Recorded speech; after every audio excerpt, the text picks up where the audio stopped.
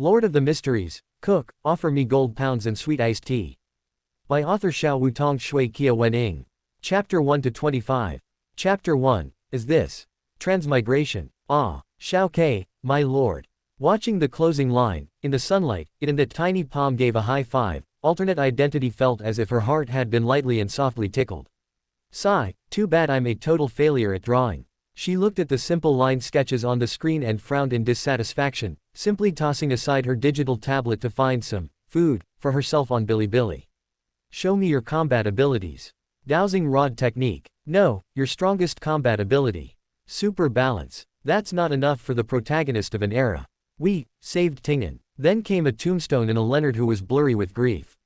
What kind of hellish joke is this? Alternate identity muttered under her breath, not knowing what expression to make for a moment. Maybe, write a fanfiction. See if I can help my lord, at least let him rest for a bit. On a whim, she opened her writing software to draft some words, and then fell into a new round of indecision over the sequence choice. It's best not to overlap with the Tarot Club members. Of the 3 coward pathways, only Marauder is left. Forget it, I wouldn't dare face Aemon. Or, the lawyer pathway. Maybe I can even arrange a Saphira, I remember it's called. Nation of Disorder. Oh, and it corresponds to a son of chaos who's so quiet he's practically dead. Hiss, could this one be like the celestial worthy of heaven and earth for blessings, hiding in the Saphira? No, he's still an outer deity for now, but the pollution ability of the Nation of Disorder itself is strong enough. And wasn't this thing sealed in the western continent by the Lord of the Mysteries? Or maybe add some cheats. Blindly eating fish, the kind that could kidnap my Xiao Ke for a trip. After a brainstorm, alternate identity still had nothing to show for it, so she put down her phone listlessly and went to bed. In a half-asleep state, she suddenly thought of something. To Zhou Mingrui, or rather Klein, what was she? A fellow countryman, a believer, a high-dimensional observer, or just a self-important stranger? In any case, my gentle and firm lord is worth it, she murmured, deciding to start writing tomorrow. So, while I was writing the novel, the deadline passed. Alternate identity had finally dragged herself up for a full day of classes, only to hear this nightmare when she went to submit her assignment. Does deadline by the 4th mean it can't be submitted on the 4th? Who taught you to count like that? She wanted to cry but had no tears, counting on her fingers to see if this assignment was enough to make her fail the course. Great. Let it all be destroyed. Everyone, blindly eat fish. Suddenly, her thoughts became slightly sluggish, and the colors of the entire world turned blindingly bright, transforming into the crude strokes of a child's sketch. In the jagged texture, the 3-dimensional her stood in a 2-dimensional crack, dazed. Has the world finally glitched? She mumbled, poking the cracked computer screen in front of her, only to find to her surprise that the content on it could be pulled out like a sandwich filling. Wow, wouldn't it be wonderful to make merch out of this? Alternate identity hadn't realized the gravity of the situation yet, grinning foolishly while holding that Lord of the Mysteries wallpaper. Then she felt as if she had stepped into thin air, inexplicably sinking through the flat ground, without even having time to leave behind a single sound. Tingan City, Champagne Street. Interested in drinking a potion today, my little heartless one? A flamboyant, slightly oily tone exploded in her ear, giving alternate identity such a start that she almost threw the rat in her hand at him. Wait, a rat. Staring at the gray, dirty, and bared-teeth rat, alternate identity was silent for a moment before she actually threw it at the man's grinning face. Hey, isn't this the kind of thing that should take 1,000 years to decide? She said informally, following her intuition, as she watched the man in front of her easily catch the poor rat. Well, you still have quite a long time then. The man shrugged, turned away nonchalantly, and closed the door. I hope to see you at lunch. What does that mean? Alternate identity was completely bewildered, then heard the dense and continuous click-clack of a lock. Feeling out of place, she looked out through the dusty bay window, seeing large horse-drawn carriages running along tracks and pedestrians dressed in linen clothes or dark formal suits. This doesn't seem like a place I know, she thought sluggishly, as a shiver of fear washed over her amidst an inexplicable sense of familiarity. Could it be? But, how is that possible? My name is Wulian Sorov. Sorov. Put that aside for now. Mother is unclear, father is a Sequence 7 cryptologist, currently in Tingan, Champagne Street, working as a locksmith. Alternate identity felt a bit of a headache. Talk about being a hypocritical fan. She gave a bitter laugh. And compared to Klein's Transmigration, I have the added possibility of being transported into a book. Besides, I've never touched anything related to mysticism, so I'm probably not a backup plan for the celestial worthy of heaven and earth for blessings. I'm just a ghost unrelated to the plot. I just don't know what time it is now, or if Klein is still in Tingan. Can I still go home? Is her body in reality functioning normally, in a coma, or did she just drop dead? If possible, she naturally wanted to go back. If not, it would be fine if her parents forgot they had a daughter. Klein discovered the truth of his transmigration through the cocoons in Saphira Castle, and the existence of human ruins like Chernobyl and water pipes confirmed this. But what about herself? Is this a real world, or a plot in a book? Is this Lord of the Mysteries, or her own Grossel's travels? I'd rather you just let me give up hope completely. She laughed softly, the corners of her eyes a bit wet. Regarding going home, Rossel hoped to gain power, while Klein sought to master knowledge. In any case, a higher sequence or status also meant greater possibilities. It's just that I might really have to face Eamon, alternate identity side. Organizing her thoughts as quickly as possible, she surveyed the small room. It wasn't very tidy, but not exactly dirty either, looking just like the room of a lazy teenage boy should. Yes, a boy. To be more precise, she had turned into a guy. The boy in the mirror looked 16 or 17, with a fair and clean face, messy chestnut hair, and moist brown eyes that revealed a hint of craftiness when narrowed. He wore a simple linen shirt paired with trousers and cloth shoes that weren't exactly formal but were comfortable. He had the common and rather likable appearance of a boy next door. My fingers seem quite nimble, half a sequence 9. Marauder. Tisk tisk. He moved his fingers and palms casually, getting the expected answer from the feedback. Wulian thought for a long time but couldn't figure out how his predecessor's account had been taken over by him, so he could only sigh and start trying to pick the door lock set by his cheap old father. Otherwise, there really wouldn't be any food to eat. Chapter 2. Another World. Another world. In the afternoon, carrying a massive bucket, Wulian walked into that bustling bar on Beshich Street with a face full of disdain. Yo, you're here. The bartender glanced at Wulian and nudged his chin toward the back. The match is about to start, hurry up. How many did you catch? 27, Wulian calculated mentally, grumbling about the stupid currency system as he added, 6.25 pennies. The bartender counted out 7 stained, slightly damp coins and handed them over, gesturing for Wulian to dump the rats into the cage. Leaving the rat storage room, Wulian suddenly heard someone recommending Doug, who had won 8 matches in a row, while mocking dogfighting for not being decent enough.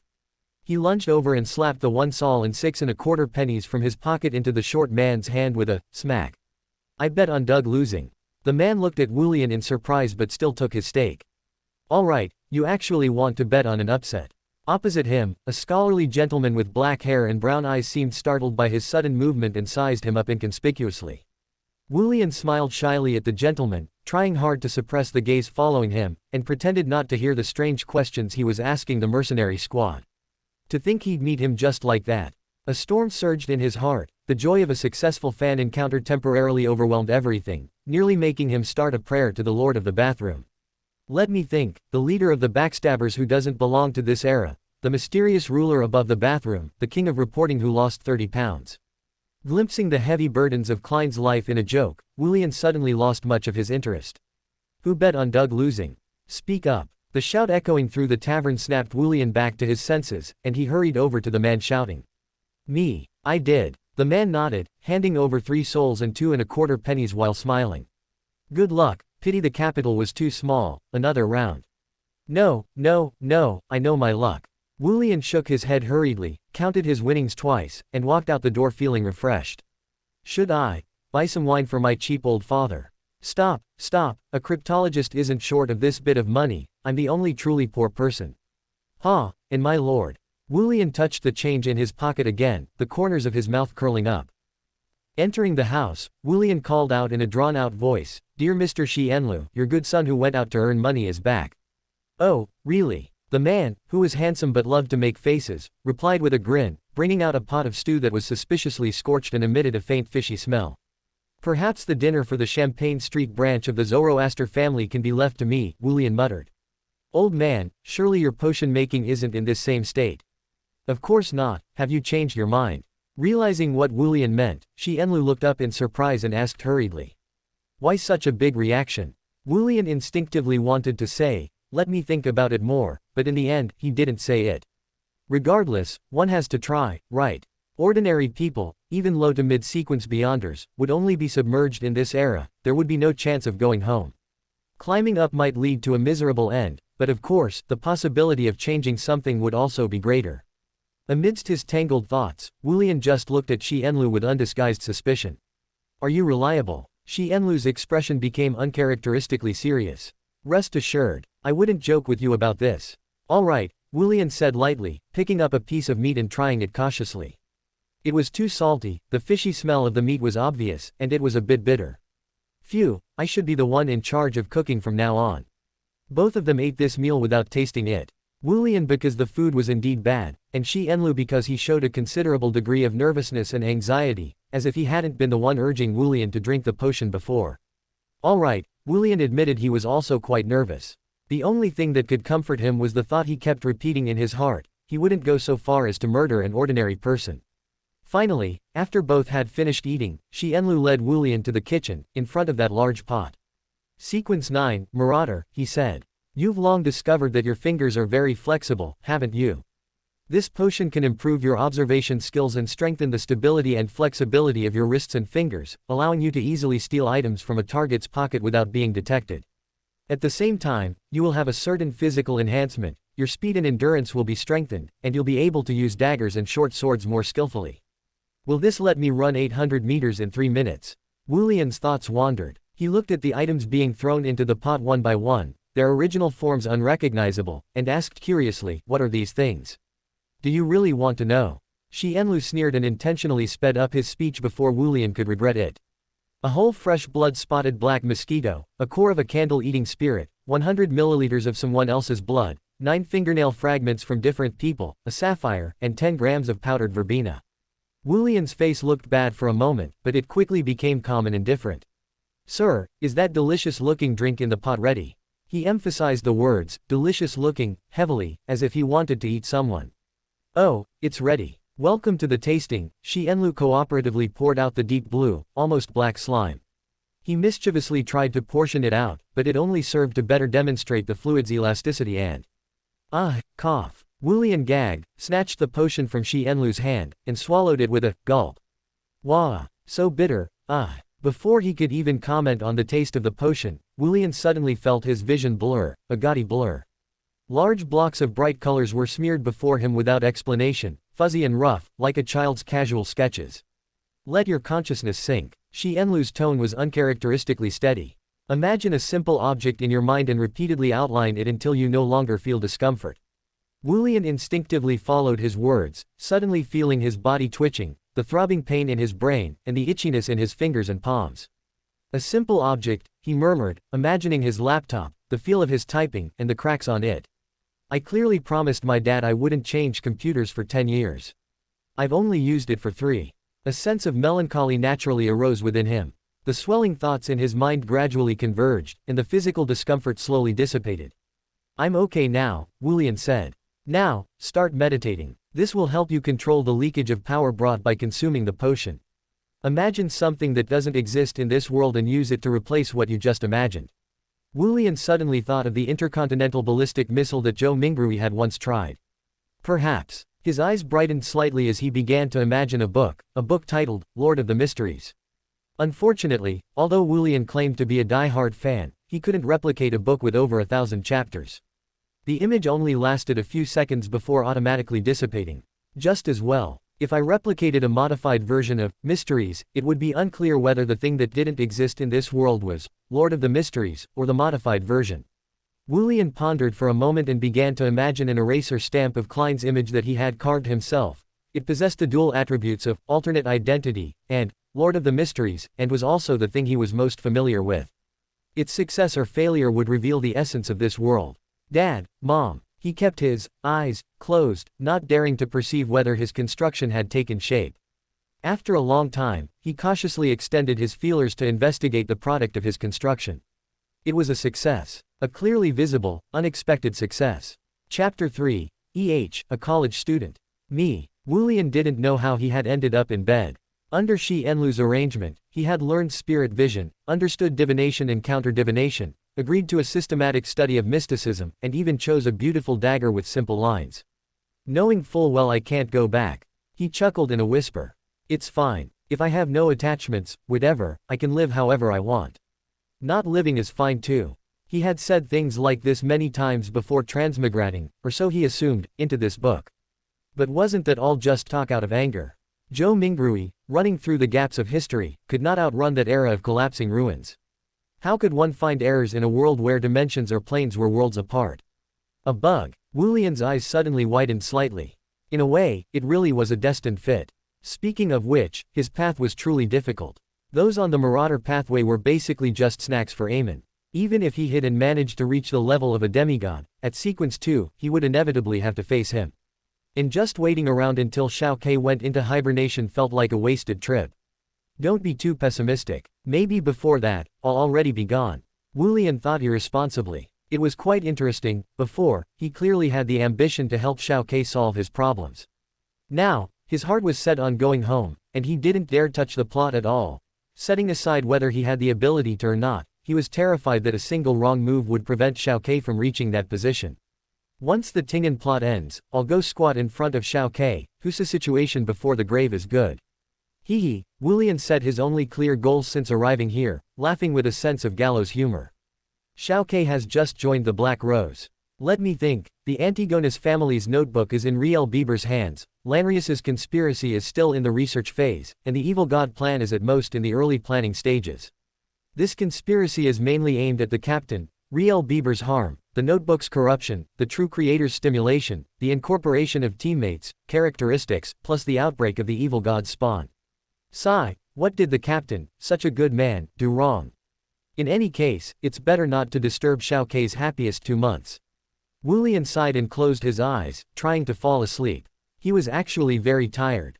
The shock of transmigrating, the high-intensity mental and physical labor of lockpicking and catching mice, plus taking the potion and learning mysticism, in just half a day, he had lived through more turmoil than half his life. It would be strange if he weren't tired. But he couldn't sleep. Even meditation didn't help him sleep. The original owner didn't have any sleep problems. What, did I stay up late too much? Wu Lian thought this way, forcing himself to close his eyes and reviewing the plot of the original book bit by bit. The more he thought, the more oppressed and depressed he felt. Perhaps due to the dual effects of exhaustion and restlessness, that fuzzy painting with its childish brushstrokes appeared before Wu Lian's eyes again. Those patches of color were so bright they were blinding, yet they held a fatal attraction for Wu Lian. Is it the way back? He thought in a daze, walking forward as if sleepwalking. As he drew closer, Wu Lian gradually saw familiar shadows within those red and yellow patches of color. The textbooks he deeply detested, the homework he hadn't turned in, his cracked computer. Wu Lian suddenly wanted to call home. The kind where you get scolded while apologizing, crying and laughing at the same time. He had come here with a splat, so going back should be just as easy. He thought. Just like when he arrived, he pressed his hand against his cracked computer screen. It was soft. He tapped it curiously. The floor rippled accordingly, spreading out soft, squishy patterns. Like a gastric sac, Wu Lian felt that he would sink in just as he had when he came to this world, returning to that unremarkable world and his unremarkable life. So he let himself fall, without struggling, like a snail injected with anesthetic by a firefly. Screw transmigration, he murmured. I seem to have slept quite well last night. Wu Lian woke up, yawning and rubbing his eyes as he thought. While washing up, he looked in the mirror. His chestnut short hair was still messy, and his originally clear and lustrous brown eyes had turned deep black, hollow and lightless. Uh-oh, this abnormality is a bit too obvious. He grumbled to himself, wondering if he needed to buy a pair of sunglasses. Good morning. How did you sleep yesterday? Xianlu pushed aside his son, who was admiring his own reflection, to briefly wash his face, asking as he shook water droplets from his hands. Quite well. Dad, are there any sunglasses at home? Wu Lian pointed at his eyes. No need for sunglasses. Xianlu laughed, turned back to his room, and brought out a pair of thin-framed glasses with a fairly stylish design. Try these. Wu Lian took the glasses and expertly perched them on the bridge of his nose, his vision blurred slightly. He leaned closer to the mirror and found that his eyes had returned to a soft, warm brown, with at most a few shadows remaining deep in his pupils. These glasses can also interfere with spirit vision to some extent, though they can only fool low-sequence beyonders. Xianlu shrugged. On the flip side, their negative effect isn't serious, just a slight dulling of the 5 senses. Yes, slight. It's relieved as soon as you take them off. Not much impact. Wulian pushed up the glasses, quite liking their simple and clean design. Thanks, Dad. Oh ho, you've become quite polite, haven't you? Xianlu smiled and pointed toward the dining room. If there's nothing else, you can have breakfast. I bought pea soup and oat bread today. Wow, Wulian let out an unconscious exclamation and walked toward the breakfast he had never heard of before. After eating a breakfast that was sour, sweet, and salty all at once, with a taste that was somewhat hard to describe, Wulian began his study of mysticism. You know which pathway you are on. And the potion you took is Marauder. This requires you to truly become a marauder. Stealing money, stealing items, stealing a child's candy, but remember, the focus is always on stealing itself, Xianlu said seriously. Agility, endurance, hand flexibility, and enhanced dynamic vision allow you to become an excellent marauder, but the prerequisite is systematic and standardized practice. I'll teach you that this afternoon. A true marauder. It seems my cheap old father has mastered the acting method. The Zoroaster family was once a prestigious clan after all, so they must have quite a bit of accumulation. Wulian thought, nodding obediently. Marauder is the only sequence in the entire pathway that strengthens physical fitness. A lack of offensive means is also one of its flaws. Besides the dagger, I will also teach you shooting and ritual magic. Various talismans are the most effective reliance for strengthening offensive means on the mystical side. Your spirituality is still very weak right now, but Swindler and Cryptologist will both strengthen that.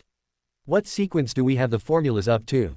Wulian asked curiously. Sequence 6. Xianlu sighed. But before you have completely digested the potion, you must absolutely not consume or even come into contact with higher sequence potions in advance. Otherwise, at best, you'll suffer mental derangement and an increased risk of losing control. At worst, you'll collapse directly into a monster, a disgusting, bloody, murderous monster covered in pus and short fur. I understand. Wulian also let out a long sigh. Marauder, does stealing anything count? Of course, as long as you can steal it. Xianlu shrugged. But don't try anything tomorrow when you go to Sunday school. I assume you have the brains for that. Sunday school. Let me think. Oh, right, I've already received my admission letter for the archaeology department at Backland University. It's summer vacation now, and tomorrow I'm going to be a substitute teacher. That's good, that's good. Wulian breathed a secret sigh of relief, then suddenly laughed to himself. Reborn, my life as a university student in mysteries. No problem, he said with some ease. Chapter 4. Good Deeds. Teaching at Sunday school was easier than Wulian had imagined, yet also more stifling. There is a saying that, the children of the poor manage the household early, and another that, poor mountains and treacherous waters produce unruly people. Neither is entirely wrong. Sunday school costs 1 penny a week, and most of the students are children from impoverished families who cannot afford public primary schools. Among them, some are dressed in old but clean clothes, eagerly absorbing every bit of knowledge as if learning one more word could lift their families out of their dire straits. Others appear unkempt and disinterested in learning, even bordering on barbaric and crude, fighting, swearing, and spitting regardless of the occasion. These latter children are often relegated to the corners, and the greatest expectation for them is simply not to cause trouble.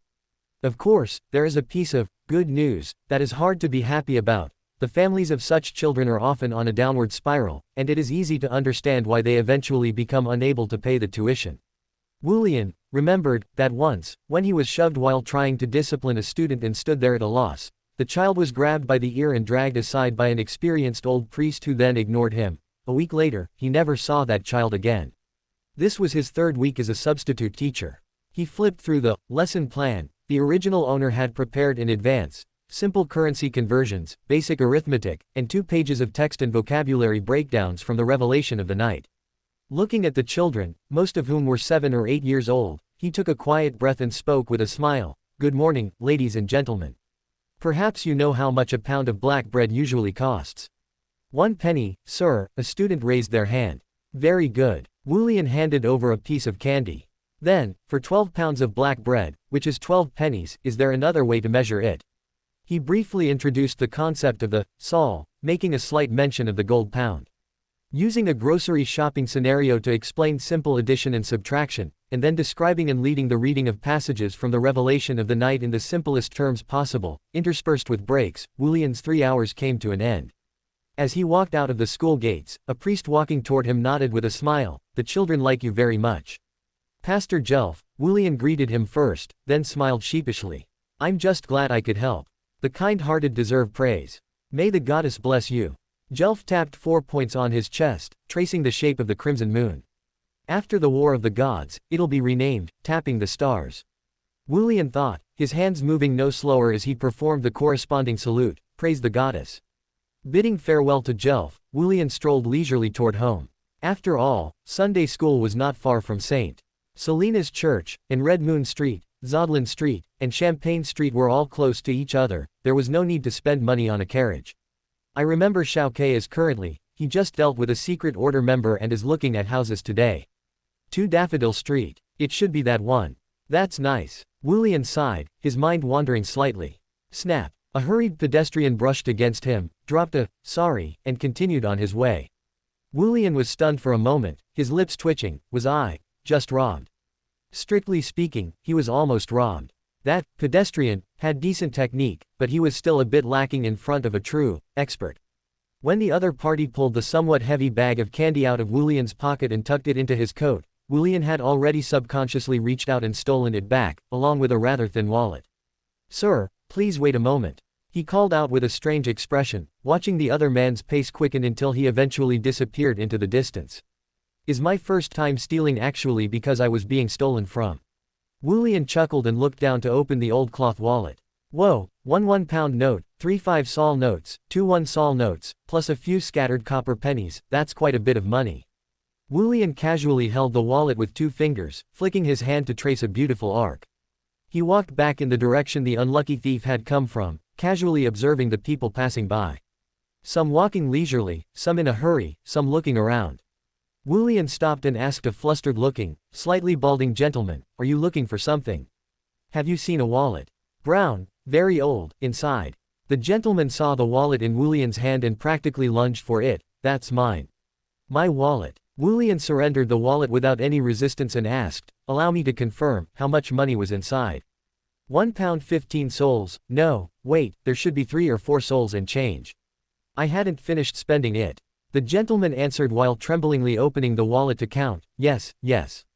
This is it. Exactly. Phew, I thought I'd run into a plot where they claim money is missing and bite the hand that feeds them. Wulian thought amusedly. Then, please keep it safe. He nodded politely and turned toward Champagne Street. As for where that unfortunate gentleman was going, he didn't need to care. The potion shows no obvious signs of digestion. Is it because of stolen too few times and the value was too low, or is it a lack of subjective intent? I'll experiment later.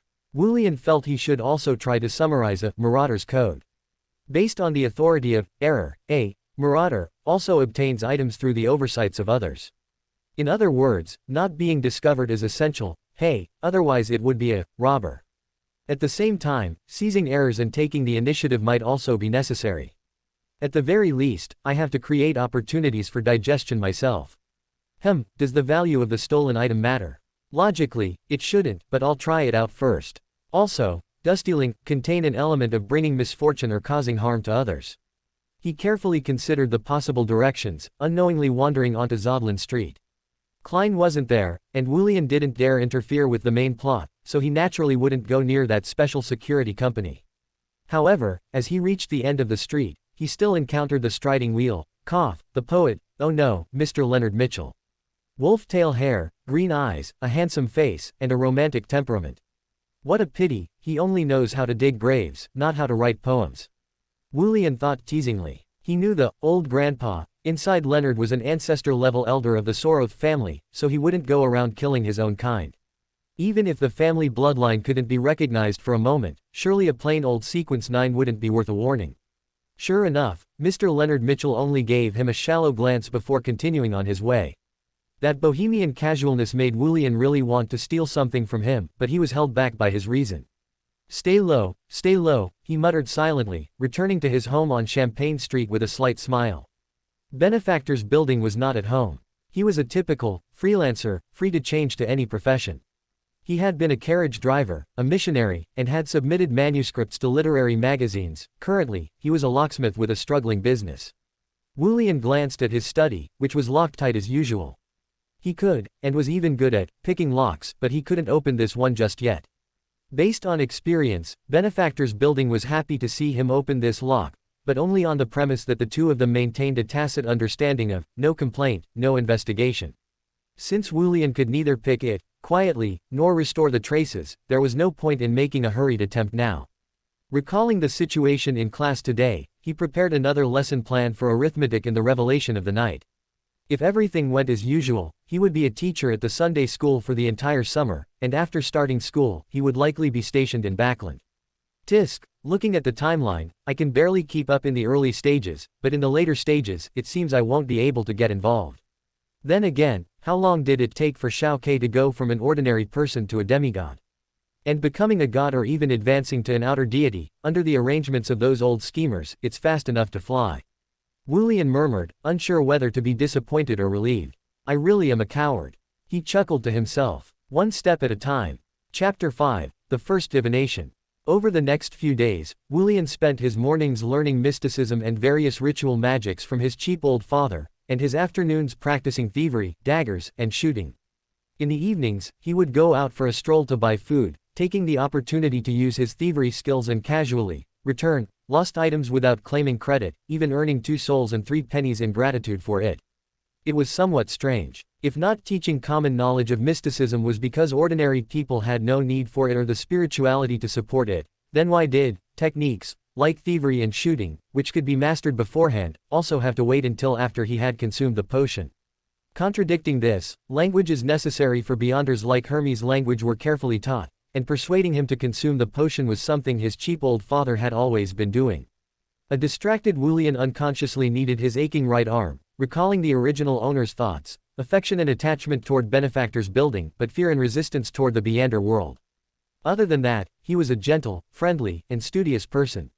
From this perspective, it wasn't hard to understand why a self-proclaimed ordinary person would avoid mystical matters and reject illegal skills.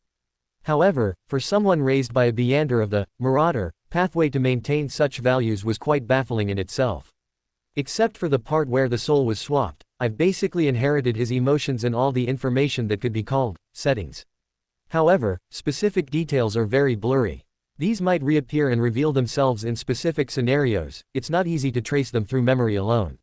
Sigh, what exactly did the original owner go through? Finished rubbing. Benefactor's building's helpless voice caught Wulian's attention. You've been thinking for a full 5 minutes, and your hand hasn't moved an inch. Dear, we are still doing shooting practice. Oh, okay. Wulian pulled himself out of his thoughts and once again raised the revolver that glinted with a cold metallic luster. Bang! The loud noise echoed, this time it was an 8-ring hit. Finally, Wulian was immensely relieved. He followed up on his success, emptying the remaining bullets, 3-ring, 5-ring, 2-ring, 7-ring, and a complete miss. Benefactor's building sighed, and Wulian felt a bit depressed too. I used to be very accurate during military training. 100 rings. Really? Even hitting balloons, I never missed.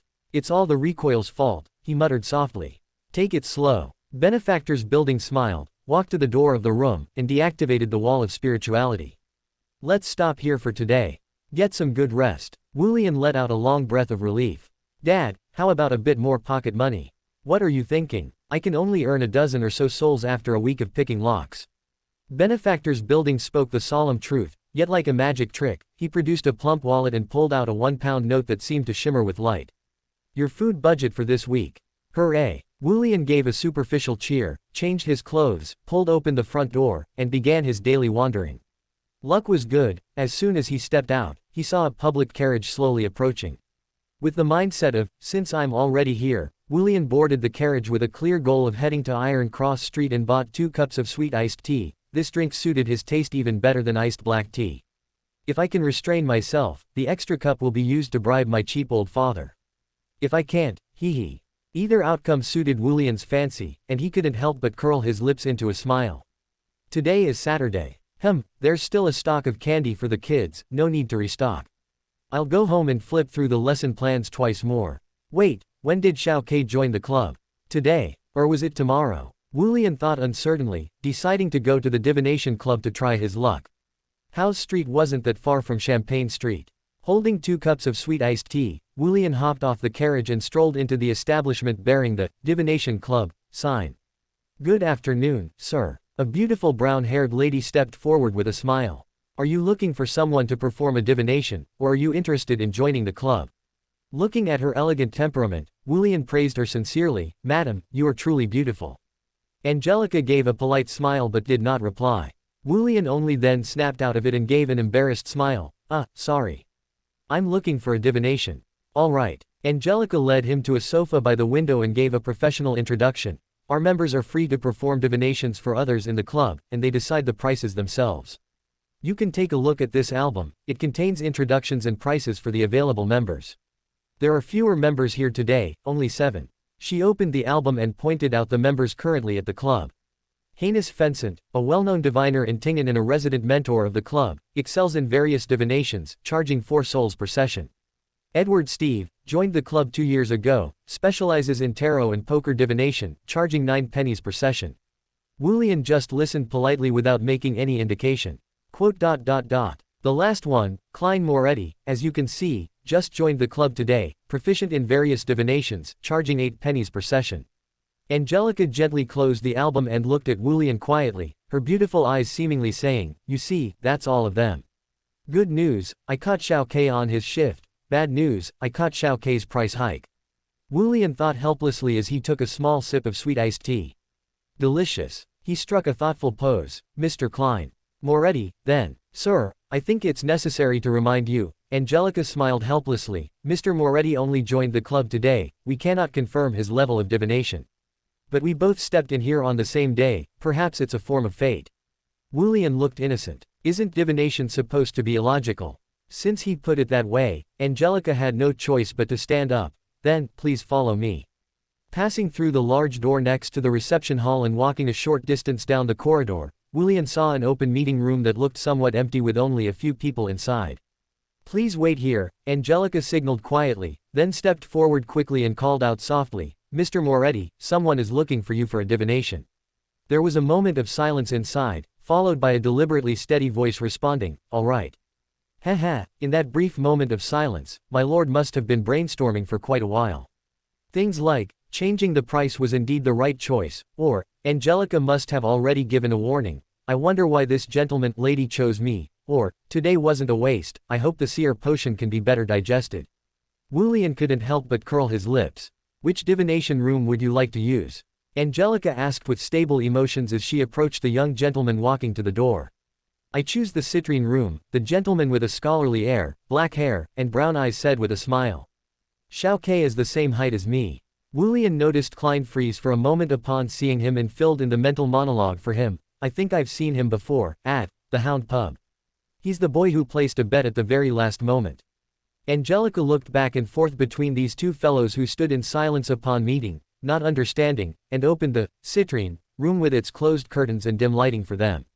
Chapter 6, Lovers. Hello, I am Klein Moretti. Klein entered the room, tipped his hat, and bowed. I believe Ms. Angelica should have explained my situation to you. Yes. Wulian closed the door behind him. He instinctively wanted to return the gesture, but his hand only touched his messy hair when he reached for a hat he wasn't wearing. He looked a bit embarrassed. It's your first day coming for a divination, and it's also my first day here. It's quite a coincidence. No, I've been here once before. But, if it's for performing a divination for someone else, it really is the first time. Hiss, this kind of pun works well in Chinese. Klein thought, gesturing for Wulian to sit opposite him. How should I address you? Wulian. Wulian Yassos said frankly. That sounds like a real name. Klein clicked his tongue, wanting to sigh at the boy's honesty. Then, Mr. Yassos, what would you like to divine? Klein asked, while using his right fist to tap his forehead twice. He didn't directly mention the meeting at the tavern. Firstly, the other party might not remember their brief encounter. Secondly, he wasn't sure if the boy's visit to the tavern was appropriate or decent, so it was better not to bring it up. In Klein's spirit vision, Wulian's aura colors were balanced and bright, mostly white, matching the positivity and health of his age. The emotional colors were primarily orange, mixed with red and yellow, representing warmth, happiness, and passion. Wait, his emotional color turned blue, he's thinking. Klein twitched the corner of his mouth discreetly. Hey, no way. You came for a divination but haven't decided what to divine. Why is there a color representing frustration in your emotions now? Have you really not thought about it? I want to divine what kind of person I will become in the next few years. Wulian Yassos finally came up with a question. Sir, divination is about confirming a fact, not constructing one. Perhaps you need to give me a declarative sentence. Klein smiled helplessly, tapping his glabella twice to turn off his spirit vision. Wooly and Yasso's thought of an indirect verification method. My university life will end smoothly. University. Klein looked at him in surprise, then smiled apologetically. Sorry, you look a bit too young. Which one is it? Backland University, I just got in. Wooly and Yasso smiled shyly, feeling a bit proud. But soon, he felt a bit guilty. Given his own level, he might have only been able to get into a lower-tier school. Like the difference between a top-tier 985 and a mediocre 211. It's this shell anyway, he argued weakly in his heart. Excellent, Klein praised sincerely. Which divination method do you prefer? Tarot, Wooly and Yassos replied, a smile escaping his lips. It's very interesting. To me, its biggest advantage is that it's convenient enough. Klein muttered internally as he guided Wooly and Yassos in shuffling, cutting, and laying out an intis formation. This young gentleman's movements are quite agile.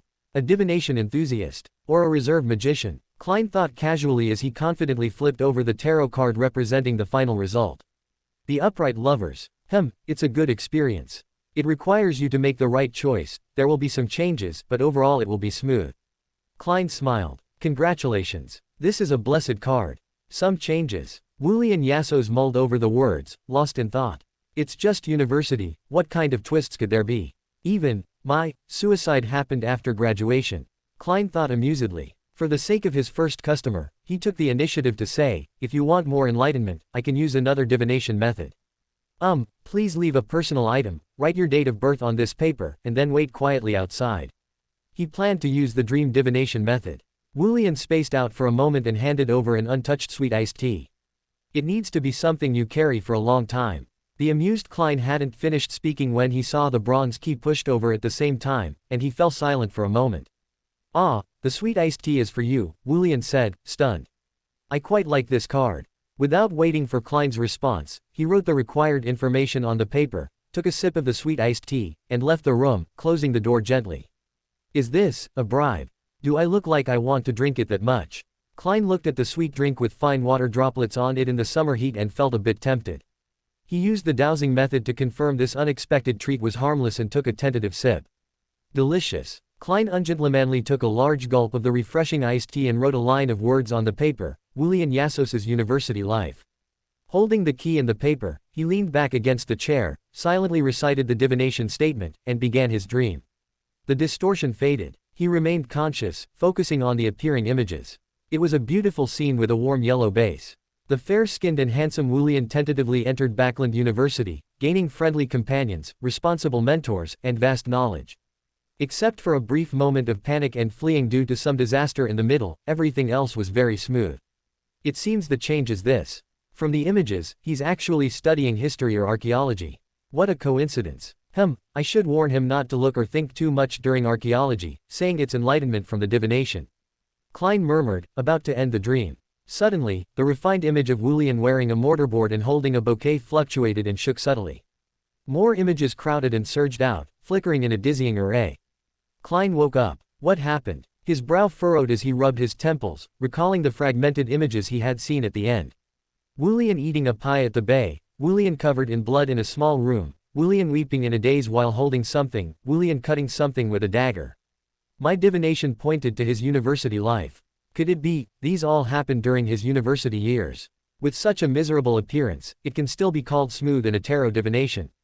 Klein muttered to himself, even suspecting for a moment if his tarot divination had gone wrong.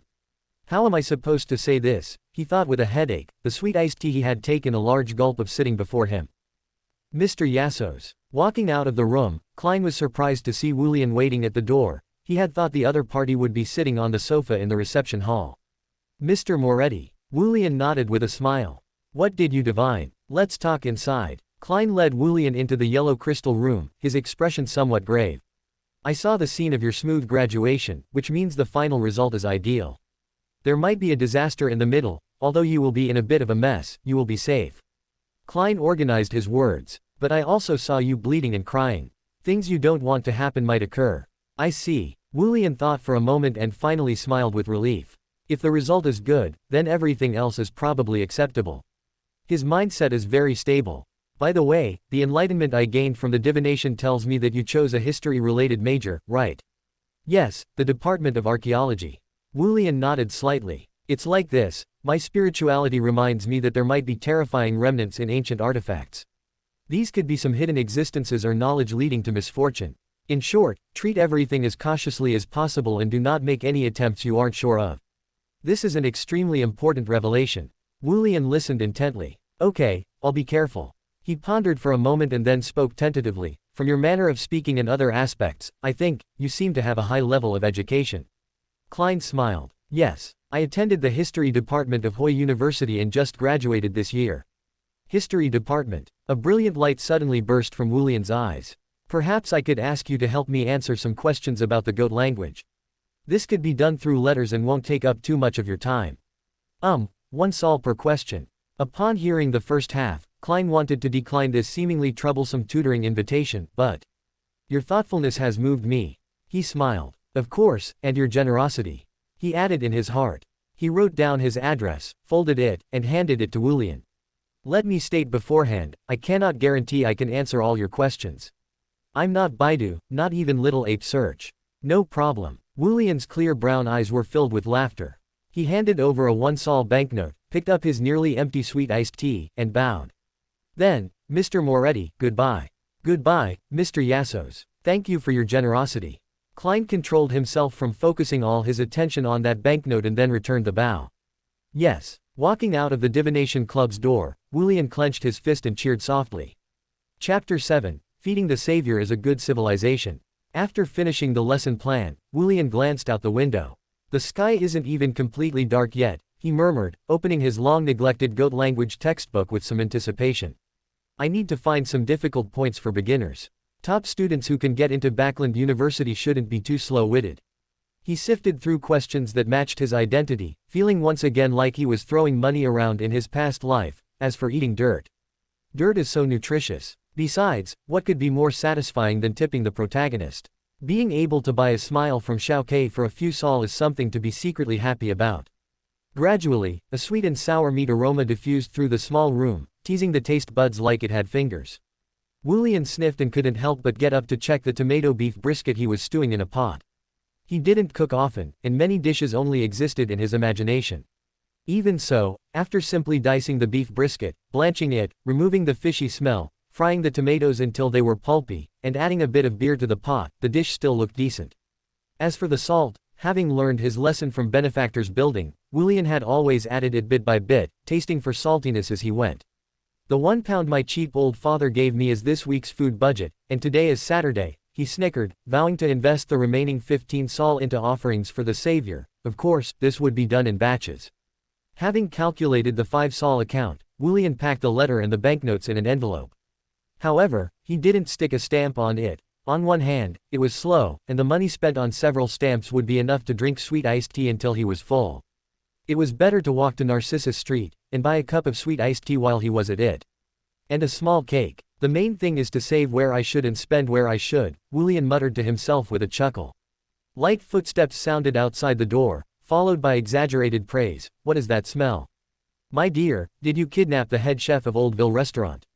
Stop being so improper. Wulian muttered quietly, spreading his palm with unearned confidence. 2 sol, thank you. Benefactor's building shook his head helplessly, easily restraining Wulian's other hand intended for theft. Too blatant. Fine. Wulian turned to the kitchen to serve the dish, adding 2 pieces of lightly toasted, fragrant white bread. Our family really doesn't have much money left. Benefactor's building shouted in mock pain, though his mouth didn't stop moving. Cheap old father, such a clumsy performance. How on earth did you act as a swindler? Wulian put on a look of undisguised contempt. Dad, how did you digest the Marauder potion before? How long did it take? He copied the homework without any psychological burden. Benefactor's building stopped his eating and smiled quietly. He didn't answer Wulian's question directly, only saying, first, high risk, high reward. If it's your kind of play, it would probably take about half a year to digest. Second, he gazed at his child with deep eyes. Woolen Sorov, can you accept the consequences brought about by your acts of theft? What do you mean?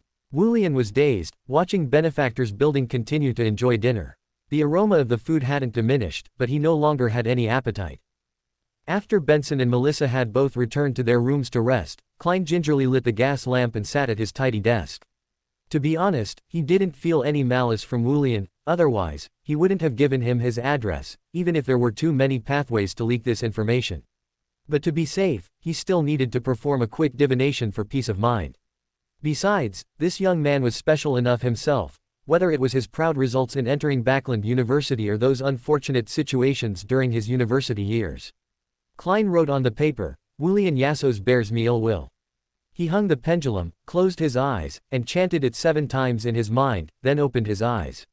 Counterclockwise, indicating a negative. The speed isn't slow, which means a considerable degree of goodwill. He was somewhat stunned. Where did such great goodwill come from in someone he'd met by chance? He wrote a new divination statement, his purpose in approaching me. Having finished, he leaned back and fell asleep, beginning a dream divination. In the dream, he saw the boy casually flipping through a textbook, a smile on his face as he stuffed Saul notes into an envelope one by one. Klein woke up, but suspected he was still in a dream. "He's sending me money. That's his purpose." Klein admitted he had had such dreams in his past life, but this kind of thing was just too bizarre, right? The term, sugar daddy, inexplicably appeared in Klein's mind, but he quickly dismissed it. No, a few Saul aren't enough for a sugar daddy. Bah, I mean, it doesn't look like that's the case. After performing another divination to see if Wulian had any mental issues and receiving a negative answer, Klein fell into a dreamless sleep with his doubts. The next day, after Wulian finished his teaching job, he trained as usual but was a bit more silent than before. Benefactor's building noticed his unease and smiled comfortingly. "It's okay, if you don't like it, don't do it. The danger level of a sequence 9 potion isn't that high, doing more petty theft can always digest it." "Okay." Wulian just nodded slightly, seemingly lost in thought. He suddenly spoke, "Dad, why do you believe in the goddess?" Benefactor's building looked at him in surprise. "What made you think to ask that?"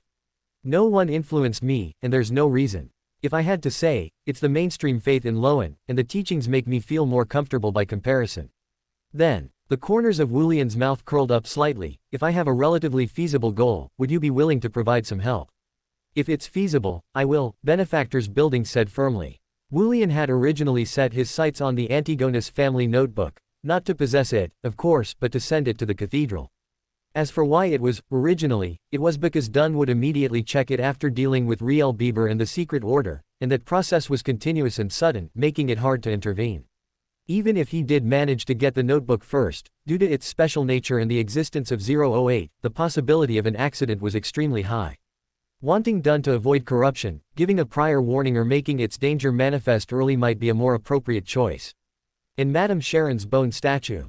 That was also important, but the time it would take to have an impact was too far off, and there was a risk of alerting the enemy. At least at this stage, it shouldn't be touched. So, the only thing that counted as high risk, and fit Wulian's current values was related to Lanrius's plan. At this stage, Lanrius's fraud and rituals are both in the preparation phase. It's only half a month before the incident, and it's probably hard to save things on Megus's side. I wonder if stealing the letter Lanrius leaves when he flees to Backland after sensing something is wrong counts as theft. Wulian flicked his hand and threw a dagger, pinning a piece of paper with a red heart drawn on it. At the same time, that wall of spirituality was also pierced by the silver-plated dagger, stirring up an invisible wind. Great progress. Benefactor's building didn't hold back his praise, asking casually, "Decided on a target?" "No." Wulian shook his head flatly. "I have a high-risk target, but I haven't decided where to extract value from yet. Also, Dad, does burglary count as theft?" "Naturally. Perhaps it should be said that any covert act that changes the ownership of an object against the original owners will count as theft." Benefactor's building answered the latter question first, then shook his head with a laugh. "I didn't expect you to think about problems this way. You really are just a child. What's wrong with being a child? Even as a child, my cooking is better than yours."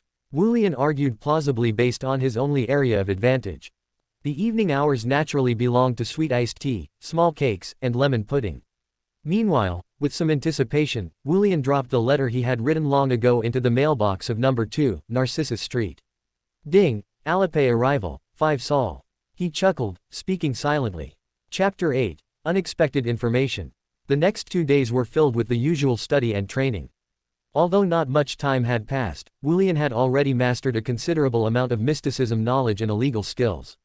He was the type who wouldn't be able to complain even if the Nighthawks threw him behind the Chinese gate. Regarding Lanrius, Wulian knew 2 addresses, the residence at 62 Howell Street and the steel company named after him. In the most ideal scenario, the descent ritual of the evil god would be based on Megus's cooperation, and this was inextricably linked to the persona Lanrius displayed during his fraud case. Therefore, destroying the credibility Lanrius worked so hard to weave during the fundraising stage was a much wiser choice than bluntly destroying the altar and facing the true creator head-on. And this might only require stealing those forged certificates and group photos. But for a swindler, this isn't necessarily fatal. Wulian whispered to himself. Under the premise that he couldn't resolve it in one step, whether it was alerting the enemy or drawing 008's attention to himself, it seemed the losses would outweigh the gains. Sigh, how about a stupid thief who's only after money? Lanrius is cunning and shrewd, but he's also greedy enough. If his funds were taken in a not-so-sophisticated manner, he might not be willing to call the police since he's also preparing for an evil god ritual. This involves a lot, and there's a certain probability it would alert official beyonders. This would make him look suspicious and could lead him to reveal more flaws in his frustration. There were several difficulties with this. First, as a swindler, Lanrius couldn't possibly keep all his gold pounds in one conspicuous place, so how to scout the locations and sweep up most of them was an issue. Second, Wulian didn't believe Lanrius had not taken any anti-theft measures, that reckless guy might even dare use something related to the true creator to guard his house. How could he make this theft leave no Beander traces, making it seem logical or even ridiculous? At least I have the advantage of perspective. I can truly grasp a significant amount of information without any contact, which helps me avoid suspicion. As for 008, it's the same old saying, marginalize myself as much as possible. As for my cheap old father, he must not have any direct involvement in this. Wulian bit by bit constructed the theft plan in his heart. The best time would be when Lanrius is preparing to make his escape after fundraising. Before that, the funds are scattered and could be hidden anywhere. After that, Lanrius's vigilance will inevitably be at its peak. Wait, if I can find a way not to involve others, could I use his retaliation to blow things up? A gentleman preparing to go to Severus County gets delayed on his way to Backland due to a conflict, raising suspicion. If arranged properly, it might be explained as bad luck. As for how to achieve this, Wulian paused his thoughts and cast an ill-intentioned gaze toward Benefactor's building, who was focused on savoring his steak drizzled with black pepper sauce. Someone knocked just now, a showered Klein asked Benson in confusion. Upon receiving the news of the instigator, Triss's escape, he couldn't help but feel concerned. Phew, I can't beat him for now anyway, so there's no point in thinking too much. He returned to his bedroom and let out a long breath. Seeing the somewhat thick letter on his desk, his spirits rose a bit. I wonder how many questions that young gentleman asked today. He smiled as he peeled off the finely stamped wax seal, but his gaze was drawn to a small slip of paper that fluttered out. Goat language. Why write it on a separate piece of paper? The Antigonus family's notes might subtly contaminate whoever flips through them. Klein was startled and stood up abruptly. He felt as if a gaze was silently watching him from his surroundings, playfully waiting for his next move. I must notify the captain immediately. For safety's sake, I'll assume the sender has malicious intent for now.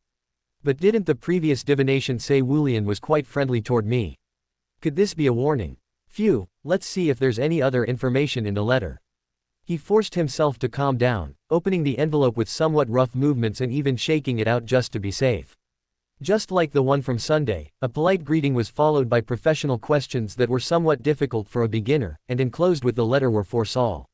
There was nothing unusual about the entire letter, nor did it involve the Beander field.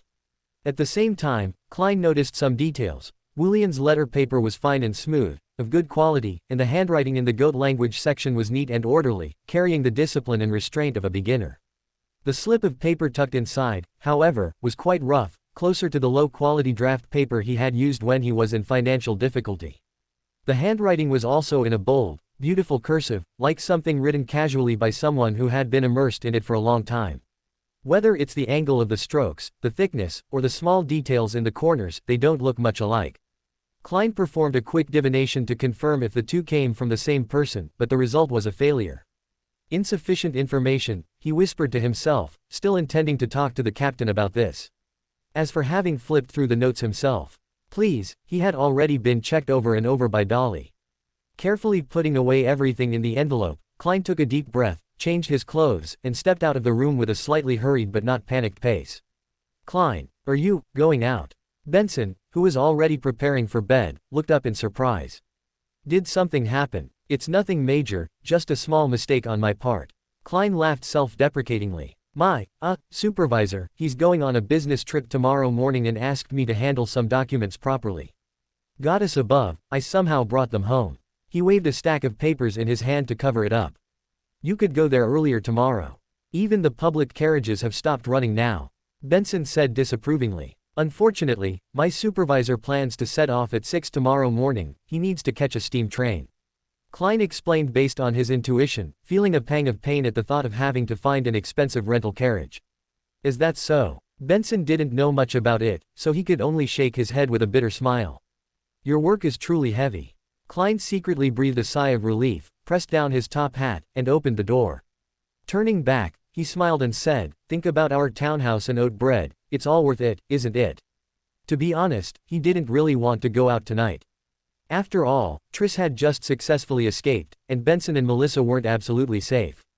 But Triss had no grudge against him, while the sender, separating him from Wulian for now, seemed to know him very well and even knew his address, making them a more urgent threat. Going out late at night also had the intention of drawing the other party's attention away. To Zoe, Red Moon Street. Klein didn't feel like he was being watched, but for the sake of safety, it would be better to stop by St. Selena's church first. At this time, many believers would still be going for prayers, so his appearance wouldn't be too abrupt. How shall we calculate the fare, sir? The driver asked with hidden expectation. By the kilometer. Klein's math was very good, 2 sol an hour meant 24 pennies. Going to Red Moon Street was only 5 kilometers, which would make a difference of a full 4 pennies. All right. The driver drove on in silence. After an unknown amount of time, the outline of St. Selena's church finally appeared. Klein paid the money decisively, walked into the church with a few believers, and found an opportunity to get up, line up for the confessional, and was led by a priest to the familiar intersection. Practice makes perfect. He chuckled inwardly and knocked on the door of Dunsmith's office. Captain, it's me, Klein. Come in. Dunn's deep voice sounded from behind the door. He looked at the team member who entered and asked helplessly, what is it now? Captain, I don't want to be here either. Klein tossed the papers in his hand aside, took out the already opened letter from his pocket, and pulled out the slip of paper with the secret written on it. I found this in a letter from a young gentleman asking for my guidance. It's written in goat language. The Antigonus family's notes might subtly contaminate whoever flips through them. Dunn's gaze suddenly turned solemn. Today. Klein nodded, not understanding the reason. Yes, today, specifically before 7 p.m. tonight. Before 7 p.m. tonight. Dunn chewed on the words and eventually shook his head. There shouldn't be a connection. He didn't resolve Klein's doubt but said rigorously, tell me the details. Klein spread out the envelope, the letter, the slip of paper, and even the 4 sol before Dunn. He recounted everything from meeting Wulian and agreeing on the correspondence to the situation with the previous letter and his analysis of the handwriting on the slip. Finally, he said thoughtfully, I think this probably has nothing to do with that young gentleman. The slip of paper could have been inserted after the letter was sealed, and he has no reason to put both the slip and the letter into my mailbox. A reasonable deduction. Dunn thought for a moment and mentioned simply, support from the Backland Diocese is arriving soon. So that's it. The timing really is a bit too coincidental. Klein nodded in realization, lost in thought. Contamination. Dolly has already checked you, so don't worry about it. We'll have to be more careful when flipping through it in the future. Of course, confirmation is still necessary. Maybe the sender just hopes we won't dare to look at it and thus get a fake. Well, let's assume for now that this sentence is true. I'll report this matter. Dunn fell silent for a moment, then added, by the way, although that child named Wulian is basically above suspicion, for the sake of caution, you should be careful in future contacts. Phew, it's best to have less contact. All right, Captain. Klein stood steadily before Dunn. You can go home. We'll confirm the situation near your house tonight. Dunn rubbed his temple. One more thing, leave the letter and the slip here. I'll hand them over to the police department tomorrow to check for fingerprints. You can take the sol. Oh, right, did you come by rental carriage? Go to Oriana tomorrow to get it reimbursed. All right, Captain. Klein took the 4 banknotes and tipped his hat. His slightly brisk pace betrayed his excitement. Dunn shook his head with a smile and fell into deep thought as he looked at the letter on his desk. On the other side, Klein, who had boarded a rental carriage, suddenly slapped his forehead. Shoot, I forgot to note down what Wulian's question was. It must be the captain's contagious forgetfulness. He thought indignantly, then felt a bit guilty. I'll think about the reply after I get to work tomorrow. Fortunately, Divination can still fix this. Chapter 9, Planning. At noon the next day, Klein, who was still looking forward to lunch, was led by the captain to meet the colleagues from the Backland diocese. Guided by the Antigonus puppet, the group traveled along the way and finally found the grayish-white warehouse that radiated unease. Resisting the puppet, fighting the tuxedo-clad clown, fighting Riel Bieber, resisting the puppet, fighting the tuxedo-clad clown. Finally, the battered group obtained that notebook of the Antigonus family. Under Klein's gaze, Dunn did not open the notebook directly. Instead, after Klein's divination gave a positive answer, he gripped the closed notebook tightly. He took out a short monocular, then pressed his deep eyes against it, carefully flipping through the notebook in his hand, letting out a long sigh only after a long while. There is no problem. For the next few days, I will store it together with sealed artifact 2049 behind the Chinese gate in Tingan City, and wait until you recover, or until someone else is sent from Backland to take it away. Dunn glanced at Klein, with a hint of explanation. This is 30570. As for the details, you will only have the right to know them once you become an official member of the Nighthawks. All right, Captain. Klein nodded in understanding, guessing that this was a mystical item with isolation effects. He immediately thought of that note in the letter he had delayed replying to, and couldn't help but feel embarrassed. However, the current situation did not allow him to dwell on it. After tidying up the spoils of war and simply dealing with the scene, everyone except Leonard boarded the carriage and resumed the awkward dance of bending and stretching their arms. That notebook. Dunn pondered for a moment. I know you are curious, but I must report it to the Holy Cathedral to confirm the confidentiality level. Before that, you cannot look at it. No problem. Klein increasingly felt that the person who left the note had good intentions. After all, the notebook was real, and apart from an extra confirmation process, their gains from this trip remained unchanged. According to Dunn, there was nothing unusual near his house last night. The police did not find any fingerprints on that piece of paper, and the handwriting varied in weight, revealing no information other than the fact that the other party was extremely cautious. I will fulfill my promise and immediately apply to the Holy Cathedral for you to become an official member of the Nighthawks. It will take a few days for the approval. By the way, I haven't asked if you are willing. Hey, this is a very important matter. Dunn explained the restrictions and benefits of being an official Nighthawk in detail, without reservation. Klein pondered for over 10 seconds, and finally replied, I hope to become an official Nighthawk. He pursued mysticism knowledge solely to find a way home. Increasing his own strength to more safely pry open the mysterious space above the gray fog and use its support for his ideas was his new goal. One step closer to home. He sighed, and began to explain the details of the counterkill against the tuxedo-clad clown to everyone. Woolen had been a bit busy in the last few days. The day Klein was forced to kill Syracuse was not far off, and Lanrius, who had previously colluded with Syracuse, would obviously flee before that. Today, he was wandering aimlessly on the street when he suddenly heard a pleasant voice filled with surprise, Senior. A young girl wearing a blue lace dress, with natural curly brown hair and cute baby fat, walked over, her eyes squinting happily. It really is you, Senior Woolen. Why have you started wearing glasses? No wonder it sounded familiar. Woolen chuckled in response, Elizabeth. Long time no see. Well, I strained my eyes reading before. They were both students of Iwas Public School. This type of public school had high tuition fees and required family background checks. He didn't know how his cheap old father had managed to squeeze him in back then.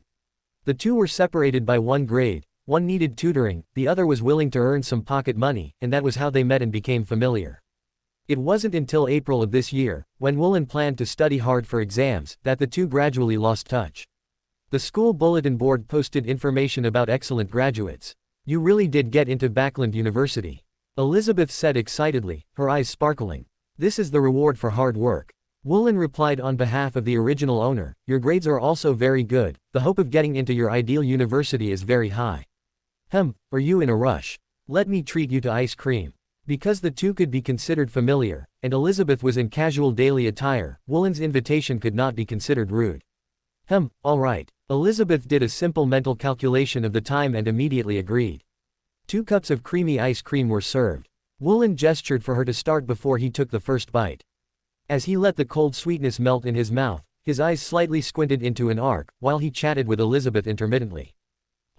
You have already started learning so many things during the holiday. Elizabeth couldn't help but be surprised as she listened to Woolen describe the troubles of self-studying goat language. Studying archaeology, one always has to encounter these things. Woolen mentioned as if unintentionally, Fortunately, I happened to meet a gentleman who graduated from the history department, and he agreed to help me answer my questions through letters. This has been a great help to me." Elizabeth chuckled. "That is truly great." She had no intention of voicing the thought that Melissa's brother is also in the history department.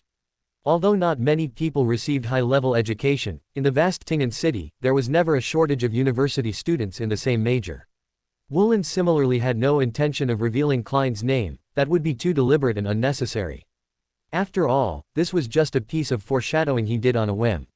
The two did not chat for too long. Elizabeth stood up to say goodbye, and Woolen bowed to send her off, then returned to his original seat to order a small piece of cream cake for himself. He continued to carefully savor the sweet aroma, but his slightly squinted eyes shimmered with a bit of contemplation. Finally, he sighed and swallowed the last bite of cake. "This is my own business," he whispered silently. Today, Xianlu was unusually home earlier than Woolen, sitting in the study writing and drawing something in a notebook. "Dad, could you substitute for my class tomorrow?" Woolen asked casually while pulling off his right glove, placing the prepared lesson plan in front of Xianlu. "You can ask for leave," Xianlu said. Woolen just placed a small bag of candy on the lesson plan. "Asking for leave is not good. It was agreed that the classes this month would be mine to teach." Xianlu looked deeply at Woolen and suddenly laughed. "Have I ever told you that you cannot lie?" "I will try my best." Woolen shrugged. Zoroaster was worthy of its ancient heritage and illustrious status, even though the ones bearing this surname were only a pair of low to mid-sequence father and son. This small branch still possessed one or two mystical items comparable to grade 3 sealed artifacts. Hand of Oblivion, its appearance was a black leather glove. It could make the target ignore abnormalities related to the wearer within a short period, which was extremely convenient when paired with the ability to steal. Of course, this abnormality could not directly point to the target's safety, otherwise, wouldn't it be more permanent if used for assassination? And its negative effect was also very fatal, causing the bearer to become forgetful, ignoring one thing regardless of importance every half hour. Previously, Woolen had used it once while carrying a notepad filled with dense notes, only to forget that he was carrying the notepad, and coincidentally forgot his home address, wandering the street corner in a wretched state, until he pulled out the bill for buying dessert from his wallet and finally saw the notepad again. Fortunately, the rewards of that adventure were generous enough. Woolen forcibly, unbeknownst to anyone, stole the train ticket that Lanrius had purchased, and then returned it exactly as it was. And in the process of wandering, he also casually gave a small gift to the wheel gentleman he encountered. Thus, the chain of the plan was finally locked. It must be said that Lanrius, this fraudster, was quite qualified, having purchased train tickets to different regions and different train schedules, such as West Villas County, Backland, and Intis C County, with even the times and train numbers differentiated. Unfortunately, Woolen knew his final destination and could use the plot to infer the approximate time, having already grasped the basic circumstances of his escape. Barring any accidents, it would be tomorrow morning at 8 o'clock. A bit nervous, he muttered to himself, secretly glancing in the direction of Xianlu, only to see the other party looking at him with a grin, acting strangely. "Going to be a teacher tomorrow, I'm so nervous too." Woolen gave him a sidelong glance, then finally took a deep breath, turned around, and returned to his room. Chapter 10, Forwarning. After finishing his patrol at Raphael Cemetery, Leonard took a carriage back to the vicinity of Zodland Street, deliberately weaving through several alleys before stepping through the doors of Blackthorn Security Company. "Oh, good afternoon, Leonard." Roseanne still looked out of it, lazily watching him walk toward the Nighthawk's lounge. Passing by the recreation room, Leonard glanced inside. Cohen Lee, Luo Yao, and Klein were playing cards. Judging by the state of the game, Klein's luck hadn't been great these past few rounds. "Care for a game?" Klein greeted with a smile, secretly hoping Leonard would agree. That way, he could more reasonably escape the battlefield. "No, I need to rest for a bit." Leonard stretched, and as he did, a piece of paper fluttered down from his waist. "What's this?" he muttered, picking up the piece of paper, still looking confused after a glance. After whispering a few words to himself, he tilted his head slightly, then asked, "Klein, do you recognize the symbols on this?" "Let me see." Klein rose to the occasion, his guard raised the moment he saw the paper. Sure enough, the same paper, the same handwriting, the same goat language. Heinous Fencent. Klein silently read the only name on the paper, his brows furrowing and his expression darkening. He looked up and gave a wry smile to the bewildered Leonard. "Let's go, we need to find the captain." "Huh, we've got work to do." After listening to Klein briefly explain the situation, the look in Dunn's eyes as he gazed at his newest team member grew increasingly complex. "Captain, I didn't want this either," Klein said, sounding quite dejected, while simultaneously shifting the blame. Besides, this time the paper was found on Leonard. Receiving their gazes, Leonard also felt it was strange. Logically, with such close contact, I shouldn't have failed to notice. He inwardly complained about the old man's unreliability, then listened as Klein seemed to recall something and asked, "Have you seen a chestnut-haired boy wearing glasses today? About 16 or 17 years old. Wooly and Yassos?" Dunn asked, confirming, and received an affirmative reply from Klein. "No memory of him," Leonard said firmly. "At least not in the last few days. In that case, Mr. Yassos probably just happened to run into the center last time. What an undeserved disaster." Klein silently drew a crimson moon for him in his heart. "Captain, what now?" The reply from the Holy Cathedral indicates that the Antigonus family notes indeed have a high danger level. At least last time, the sender was acting with good intentions. This needs verification. However, Dunn frowned in confusion. "Who is Heinous Fencent?" "I knew it." Klein suppressed his laughter. "Heinous Fencent is a famous diviner in Tingan City and a well-regarded member of the Divination Club." "A diviner?" Dunn thought for a moment and asked, "When is he usually at the Divination Club?" "The time isn't fixed, but he's basically always there on weekend afternoons. He should be there now," Klein replied while thinking. Dunn nodded gently and took a sip of his coffee. "To be cautious, we will first go to his residence to search for clues. If there are still no abnormalities, we will investigate through dreams tonight. Klein, I need your divination to guide us." "Hey, don't worry, I haven't forgotten that you've just become a formal member. I won't let you participate in dangerous matters." "I have no problem with that." Klein breathed a sigh of relief inwardly and replied with a smile.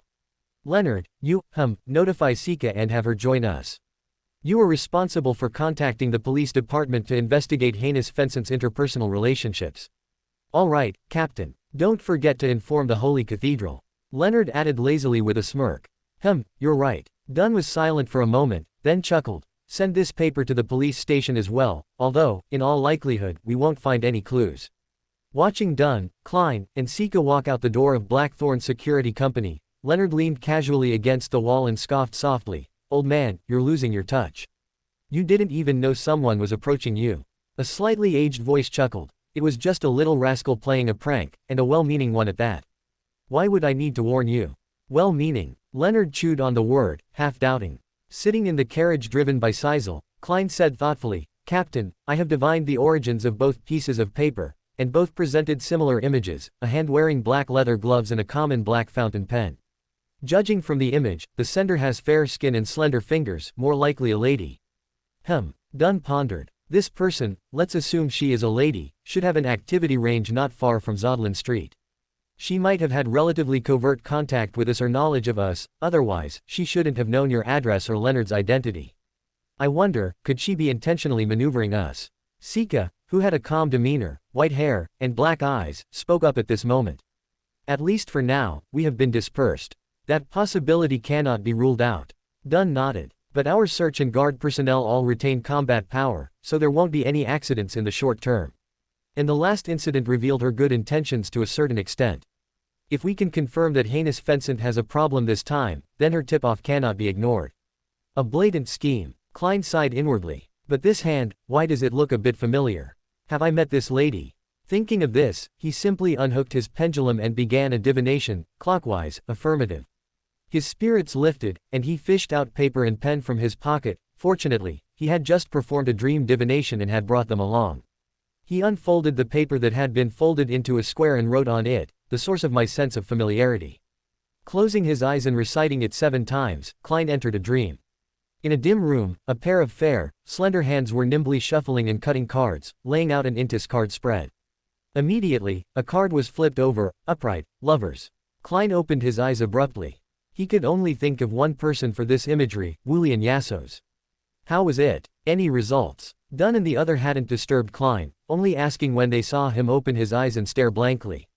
Klein pondered for a moment before answering.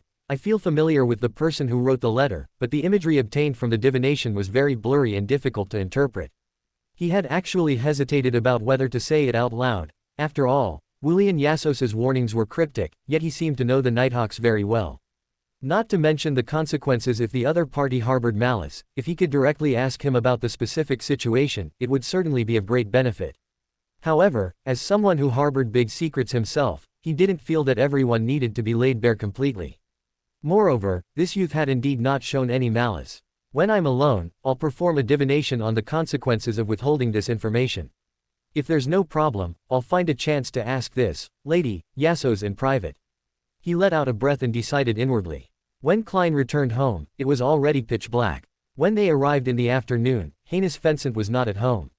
When the three of them, posing as police, demanded the landlord open the door and searched for the extremely well-hidden statue of the hanged giant with the aid of divination, everything became crystal clear. Heinous Vincent indeed had a problem. He was a believer of the true creator. Collecting 3 more potion formulas and some transcripts of the Antigonus family notes, another unsurprising discovery also emerged. Heinous Vincent had at least one accomplice. Due to insufficient information, Klein was unable to divine a clear direction. Thus, as he wasn't very capable of fighting yet, he was assigned the task of calling for companions and notifying the police. After quite a bit of running around, he dragged his exhausted body back home. After happily enjoying Melissa's cooking, Klein entered his room and began to divine the consequences of concealing Wulian's actions from the Nighthawks. From the divination imagery, concealing this matter will not bring danger to me or the Nighthawks squad. On the contrary, he will provide me with support at certain times. Klein pondered for a while, then immediately divined the opportunity for me to meet Wulian. He entered the dream again and saw bright, clear daylight, a chaotic crowd, and a massive, cumbersome, yet mechanically beautiful steam train. Daytime, the station, Klein muttered to himself. Around 6:30 the next morning, Klein, who had been awakened from his sleep by Dunn, arrived at Blackthorn Security Company. He navigated the familiar path past the unmanned front desk, turned into Dunn's office, and saw the slightly fatigued Dunn Smith. Captain. Klein took off his top hat and nodded in greeting. What do you need me to do?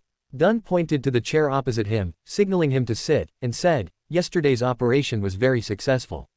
We waited for Heinous Vincent and dragged Syracuse Orepsis out of his dreams. Hey, he was the one who sold that Antigonus family note to Welch.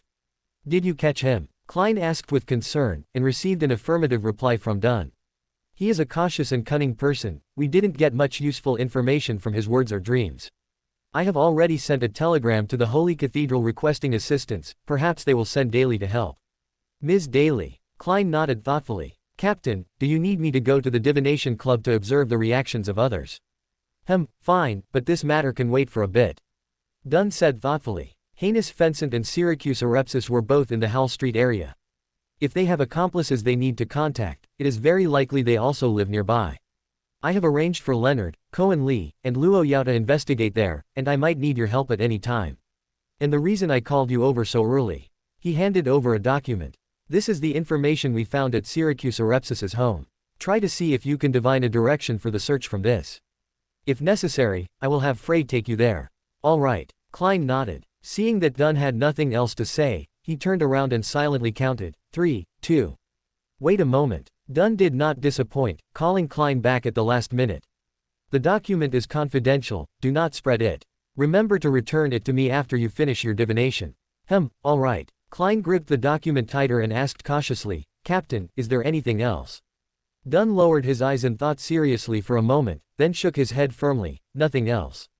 Chapter 11, Action. 7:50, Tingan Station.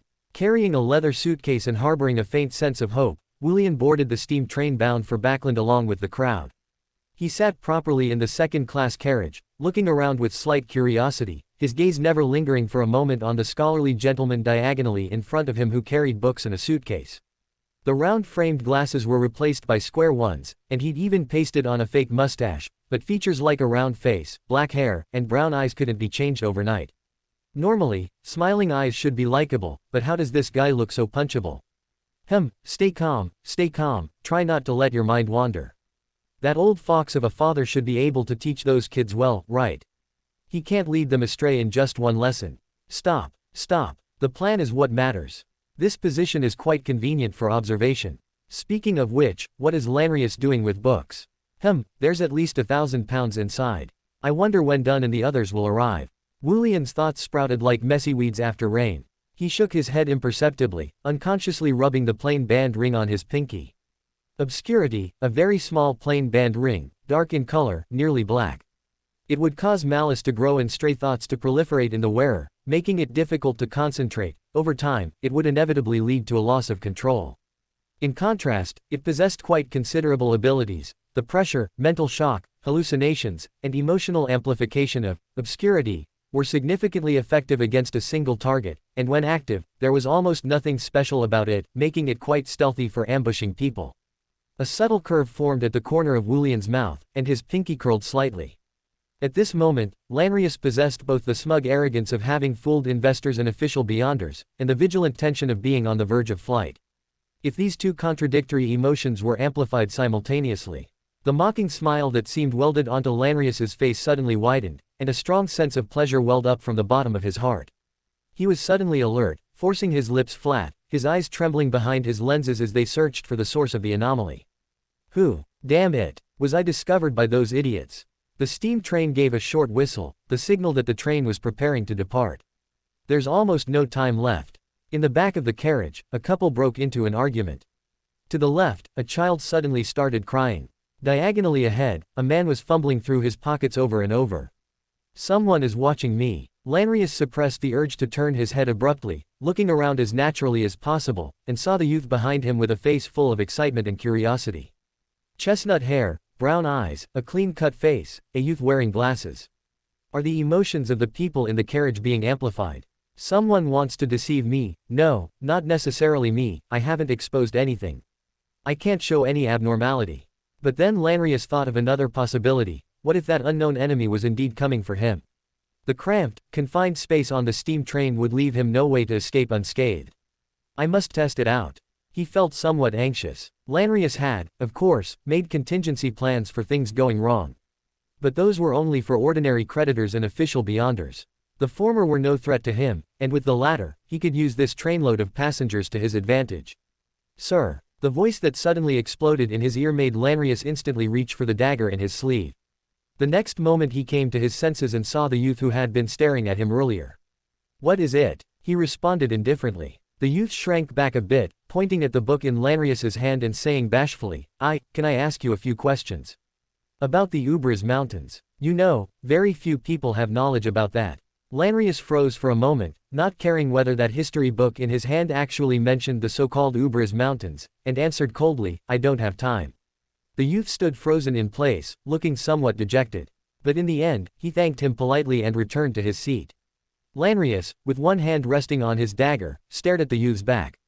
Seeing that the other party seemed completely oblivious, his killing intent slowly faded. Woo, woo, woo, the train sounded its long whistle, and then slowly set off.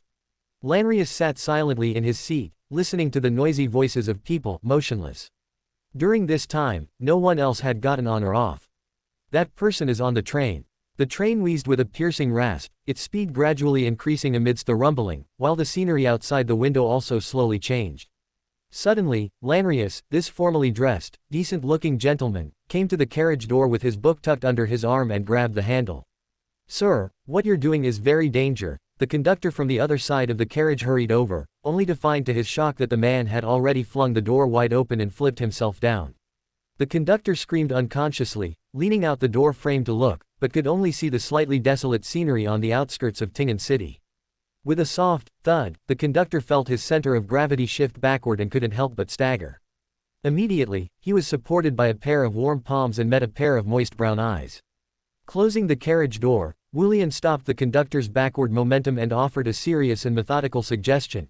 You'd better first notify the driver to stop the train and look along the tracks for that gentleman's traces. He seemed unable to bear using a more gruesome word. After that, decide whether to call the police or find a doctor.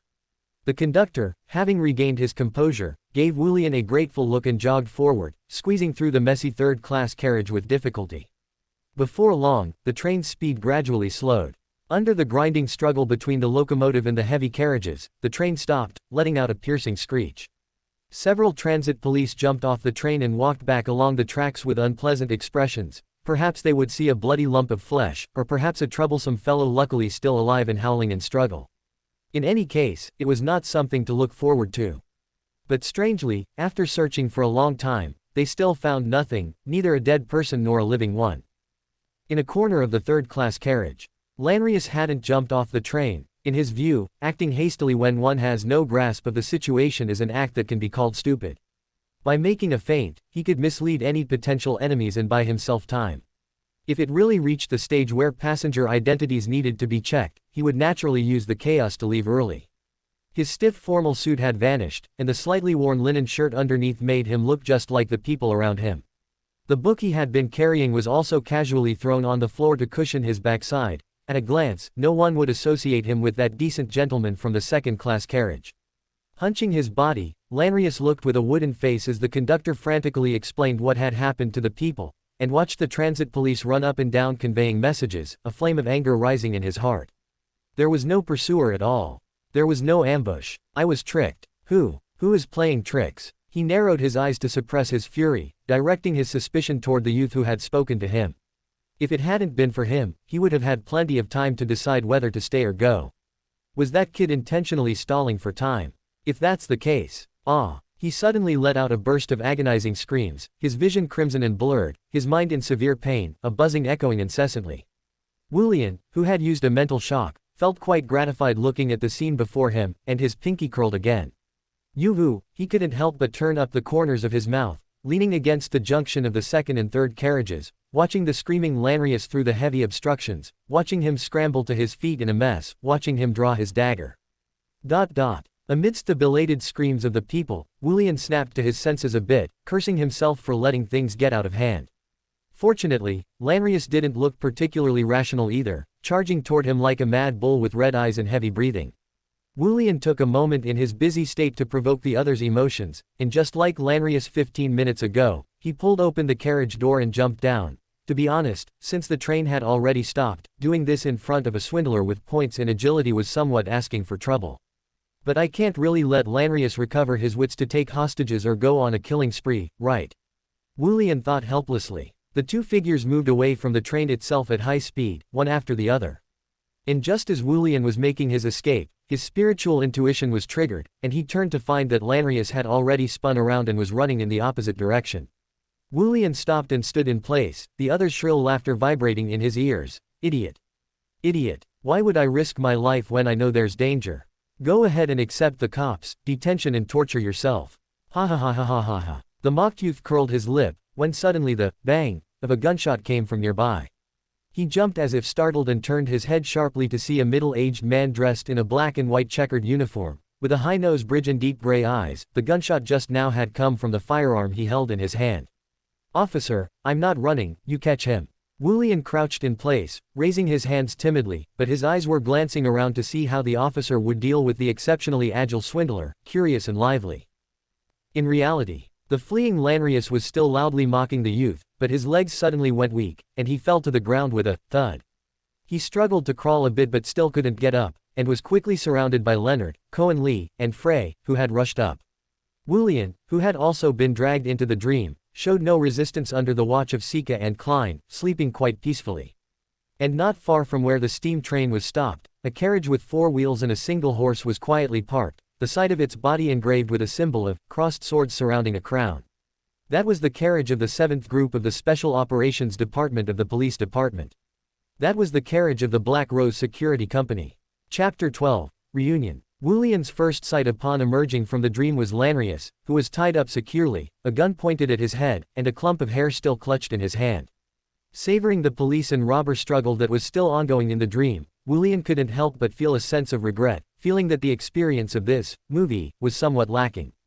Good morning, Mr. Yassos. A clear, laughing voice sounded in his ear. Wulian looked toward the sound, a look of undisguised pleasant surprise blooming on his face. Mr. Moretti. Good morning, sir. Aren't you concerned about your own situation at all? You're being watched by a group of police officers. Klein grumbled inwardly, then said with a touch of polite apology, I'm very sorry, but because, he pointed at Lanrius, we need you to cooperate with our investigation. Is that all right? No problem. Wulian answered directly. Klein, who had activated his spirit vision in advance, was stifled by the other party's bright emotional colors representing excitement and joy. He sincerely suspected the other party was a naive and sweet person, but remembering the previous divination, he dismissed that thought and secretly went on guard. After Wulian's proactive reminder and Klein's confirmation through divination, the group took Wulian and Lanrius away, along with all of their belongings, leaving only Leonard and Frey to handle the scene and soothe the crowd. Inside the carriage, Wulian sat obediently beside Klein, while opposite them was Lanrius, sandwiched between a nightmare and a midnight poet. Officer, the youth looked curious, do you have rapid-fire anesthetic guns? Why did I just close my eyes and open them, and he was caught? He pointed at Lanrius and muttered, you were fighting quite fiercely just now. The gray-eyed officer gave a light chuckle and responded, you could understand it that way. It won't mess up my brain, will it? The youth looked serious, as if this was a major concern. I still have a lot of things to learn. Klein spoke up with amusement, rest assured, it won't. Wulian seemed to truly relax, letting out a long sigh of relief and rambling on. Officer, it's a good thing you arrived in time. This gentleman was fierce as soon as he got on the train. I asked him a question and he just shooed me away. Not long after, he jumped off the train. He didn't even close the door properly, almost making Mr. Conductor fall out. Oh right, he couldn't close the door either, huh? I don't know how, but he suddenly appeared in the third-class carriage with a whoosh, shouted twice in pain, and pulled out a knife to charge in my direction. As he spoke, he felt he wasn't quite satisfied, so he casually pulled a handful of melon seeds from his pocket, distributed some to everyone, and set the rest beside him, seemingly leaving them for the gentleman driving the carriage. Dunn, Sika, and Klein looked at each other, then turned back to watch Wulian's expressive and animated account of the danger just now. At that moment, perhaps because the carriage was too bumpy, the hair in Lanrius's hand slipped to the floor, and the fraudster subsequently woke up, slowly opening his eyes. Officer. Offie. Hey. Wulian watched the man opposite him grin at him and started shrieking and yelping in fear, tugging at Klein's sleeve as if he wanted to drag him along to run away. He really wanted to run away, Lanrius's eyes rolled around, and he didn't make any aggressive moves, simply feigning innocence. Officer. What happened? You attempted murder. You're endangering public safety. Wulian interrupted, exasperated. Young Mr. Yassos is quite energetic. By the look of it, if he weren't in a carriage, he'd be jumping with agitation right now. Klein laughed inwardly, having already realized this was a dream. He wasn't nervous. Dunn glanced at his two confused team members and asked Wulian with a hint of a smile, you say he attempted murder? The youth, who had been indignant just a moment ago, now calmed down and replied very precisely, I apologize, there was a certain amount of exaggeration in what I said just now, as I don't know if he wanted to stab me to death. But there was definitely intentional injury. Why? Dunn continued to inquire. Wulian looked a bit troubled. Probably, because I couldn't control myself from flaunting myself in front of him. I was the only one in the whole carriage who talked to him, so if he was looking for a target, it was more likely to be me. So, you jumped off the carriage. He was chasing me with a knife, how could I not run? Fortunately, I run fast, well, not as fast as him. Thank you, Dunn.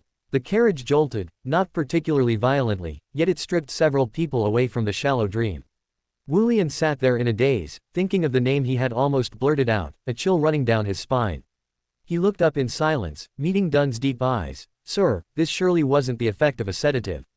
No. Dunn did not deceive him, yet he offered no further explanation. Something like hypnosis. Wulian asked tentatively, just faster to take effect, and without needing any mediums or guidance. And, he looked at Lanrius opposite him, his gaze unfocused. I was also wondering why he would be holding a clump of hair. Are there really things in this world that aren't so, well, scientific? You're very sharp. Dunn sighed, but do not attempt to learn any more, it will only drag you into the abyss. Wulian took a deep breath and slowly let it out, okay. He truly didn't speak again until the carriage slowly stopped at the police station. Klein, accompany Mr. Yassos for a chat. Dunn signaled to his team member, they will provide a room for you. All right. Klein responded with mixed emotions. Perhaps he would soon see this young gentleman's true identity. Mr. Yassos, Dunn looked at Wulian again, if we confirm there are no issues after your chat, please sign a confidentiality agreement. Hey, age won't affect the validity of this agreement. We may seek you out for information at any time in the future, please do not leave Tingan in the short term, unless you want to be wanted. The end of August should be fine, right? Wulian asked hesitantly, I have to go to school, in Backland. Should be fine. Dunn nodded. Even if there's a problem, it will likely have finished happening by then. Klein sighed and gave Wulian a, please, gesture. As the two stepped off the carriage, they heard Dunn add, as expected, also, your leather suitcase needs to be inspected. Barring any accidents, you can come to the police station to collect it tomorrow. All right. Wulian didn't move further. Officer, is there anything else? No. Right, if you have any problems and need help, you should understand what I mean. You can come to the police station to report it, and just say, you're looking for Dunn Smith. Dunn Smith. Wulian mulled over the name. Alright, I've remembered it. The two turned and walked toward the police station. This time, they weren't called back. Chapter 13, Consensus. Sitting in the room provided by the police, or rather, the interrogation room, Klein looked at Wulian, and Wulian looked at Klein. Neither spoke for a while. Regarding today's events, I did it. Wulian's lips curled slightly. Otherwise, Lanrius would have swaggered off to Backlund. You were the one who sent the note too. Yes. That gentleman who doesn't dress properly was very alert, but I used a mystical item. No wonder. Klein thought to himself. But what on earth is, not dressing properly, supposed to mean? Klein still didn't understand Wulian's motive for doing all this, so he voiced his doubts. To borrow the words of that police officer, Wulian shrugged, don't try to learn any more. It's quite dangerous. Knowledge of it is irreversible. The interrogation room was momentarily submerged in an unspeakable silence. Klein sorted through his thoughts. Assuming Wulian had no ill intent, his guidance leading to the arrest of Heinous and the other two was either to satisfy his own needs, for the Nighthawks squad, or even, for Klein himself. Most people wouldn't do such a thankless task, but Wulian had already sent him money before, so one more such act wasn't unimaginable. There was no apparent connection between Heinous, Syracuse, and Wulian, and the matter with Lanrius had exposed Wulian to the Nighthawks' sight, which brought more harm than good. By nipping the seeds of disaster in the bud, the main beneficiary was. Facing Klein's faintly realizing gaze, the corners of Wulian's mouth couldn't help but curl into a slight arc. Well, how about this? Just think of me as a clumsy prophet. Lanrius's scheme involves a disaster. Now that he's arrested, the disaster is about to dissipate, but it's definitely not the end. Please, be extremely careful. Wulian used vague language as much as possible to convey information. Given his knowledge of 008, 008 had likely already stripped him bare.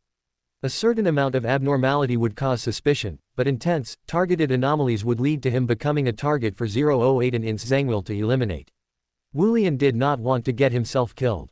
I originally only planned to guard the grave once Xiao was gone. Getting involved to this extent is already very dangerous. Wulian warned himself inwardly, in such a twisted and dangerous world, a lack of self-restraint really would lead to death. Just then, he heard Klein's soft chuckle. Mr. Yassos, you seem very certain that I won't expose you. In fact, the Nighthawks have more than enough ways to lead you into revealing your secrets. Wulian looked back, his brown eyes solemn. I believe you can, but I can also promise, giving me some trust would be a better choice. Perhaps you could confirm this through divination. Hearing the other party mention divination, Klein suddenly thought of a possibility, and his heart skipped a beat. The clown in a tuxedo hadn't predicted his own uniqueness and died due to a setup. If Wulian, who already knew he was skilled at divination, had the ability to interfere with or distort it. No, it wouldn't go that far. Wulian already knew his name, address, and company. If he wanted to harm him, there was no need to expose himself. Acting before any signs were revealed would be the more rational choice. Klein believed the other party understood this. And Lanrius indeed had major issues. Letting things take their course or even helping cover up tracks would be what a conspirer should do. Wulian's actions, rather than being a smokescreen, were more in line with being candid. In the blink of an eye, Wulian heard Klein's steady reply. Besides keeping it a secret, is there anything else you want me to do? The youth's eyes darted around, and he suddenly gave a low laugh. Don't be angry. Huh. Before Klein could ask what was going on, Wulian had already changed the subject. Mr. Moretti, do you know the acting method? The acting method. A wild Beander actually knew the acting method, which even the official Nighthawks hadn't mastered. Klein was startled, appearing slightly confused. What is that? Wulian looked a bit happy. He ostentatiously glanced around and whispered his serious answer. The acting method is a technique that can effectively reduce the risk of losing control. Depending on the potion you've consumed, you play the role revealed by its name, allowing yourself to gradually approach the potion's requirements and complete its digestion bit by bit. When you've completely digested the potion, you'll have a very special feeling, and you'll clearly notice that you've finished digesting it. The explanation is quite detailed, with no errors or omissions. Klein acted out shock, pensiveness, and gratitude, his concerns easing somewhat. This way, Wulian's risk of losing control would be minimized, and much of the guilt from failing to report the matter dissipated. Your father, Mr. Shi Enlu Asos, is also a Beander. Klein asked, already certain of the answer. Given Wulian's age and life path, it would be strange if no one had guided him. And his only relative, Shi Enlu Asos, was obviously the primary suspect.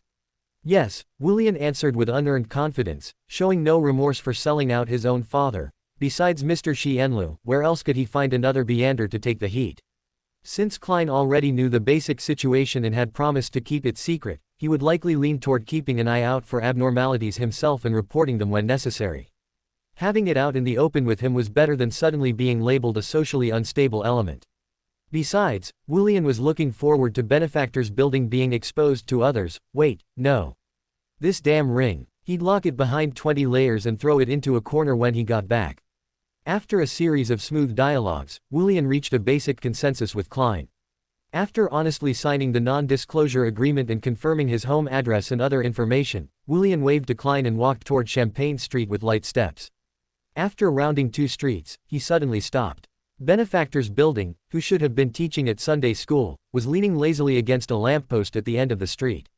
His eyes lifted the moment they met Wulian's figure, and a nonchalant smile spread across his face. "Dad," Wulian called out blankly. "Aren't you?" Stepping forward quickly, Benefactor's building was in no hurry to answer. Instead, he immediately took the ring off his boy's pinky finger, and Wulian's head felt much better as a result. "The side effects of this thing are huge," Wulian grumbled with a pout. "I did so many unnecessary things because of it. I'll probably leave some traces in front of the Nighthawks." Benefactor's building glanced at him helplessly and helped him brush off the dust on his back. "Nothing major happened for now, otherwise you wouldn't be here. After all that trouble, was this what you stole it for?" He tossed a silver pocket watch with a vine pattern that he had produced, looking skeptical. Wulian snatched it with quick reflexes. "I have to return this to someone." He carefully put it away, then pulled out a thin stack of large bills like a magic trick, looking a bit proud. "This is what I actually deserve. 100 pounds. Benefactor's building raised an eyebrow. "Not bad. It's pretty good, right?" Wulian glanced at him, thinking, if it were my original time, I'd be making 100,000 a day, but fortunately, Lowen's currency has a very high face value. 10 bills can settle the score. If it were red notes, 10 whole stacks, there'd be nowhere to hide them. He hesitated for a moment, pulled out 2 bills, and gritted his teeth as he handed the rest to Benefactor's building. "Here, the first money I've earned. Consider it my protection fee." Benefactor's building chuckled and didn't refuse, merely ruffling Wulian's short chestnut hair. Watching the money disappear into the wallet, Wulian felt a sense of loss. "I want to eat at a restaurant tonight." "Sure. You still haven't told me about Sunday school." "Oh, that." The corners of Benefactor's building's mouth gradually curled up. "I asked Freewill for help, that lady who's quite fond of you. She was a decent tutor before becoming a typist. The payment is a dinner at Oldville's restaurant in the company of the young and handsome little Mr. Yassos." Wulian's expression gradually turned blank. "Me, I'm the one. The Beander who caused the capture of Aurora Order members, the failure of an evil god's descent ritual, and the recovery of a huge amount of fraudulent funds. Going to be an escort." At noon, Klein, who had received his leave early, returned home. Seeing that the surprised Benson and Melissa showed no abnormalities, his faint worry was finally suppressed. Considering the possibility of divination being interfered with, Klein decided to go above the gray fog to divine the truth of the events, Wulian's morality, and the fortune of continuing to live at 2 Narcissus Street in a purer environment. The result of the former revealed danger, but the answers to the latter 2 were unequivocally good results. Tap, tap. Klein's consciousness returned, and he tapped the edge of the table rhythmically, remaining silent for a long time. Chapter 14, Pointless. In a hidden room, a classical-style fountain pen was writing on its own, with large patches of crossed-out handwriting on the paper. Woolen Soroth explored the traces of Lanrius without warning. This was for the consideration of digesting the potion. Strangely, he revealed the name of Heinous Fencent to Dunn Smith. He knows about the Aurora Order. No, he shouldn't know these. It's truly surprising, this fellow who took the Marauder potion is incredibly stupid. Despite possessing a family-inherited mystical item, he still alerted Lanrius on the train. This left time for the Nighthawks to arrive promptly. Oh my, a disaster in Tingan was actually ruined by a clumsy thief. Just then, a slightly pale palm stopped the fountain pen's self-writing motion and slowly began to write on the paper. But this will not affect the ending of the story. The handwriting was deep, and the ink soaked in slightly, as if it were the color of blood. During the interrogation of Heinous Fencent, the Nighthawks learned of the existence of his student, Selena Wood. To be cautious, Dunn decided to let Klein take the opportunity of a birthday dinner to investigate a little, while Leonard and Cohen Lee provided backup outside. As it turned out, this young lady, who was just an ordinary mysticism enthusiast in heinous Fenson's eyes, really did peek at her teacher's notes and even boldly attempted a dangerous mirror divination, nearly causing a huge mess.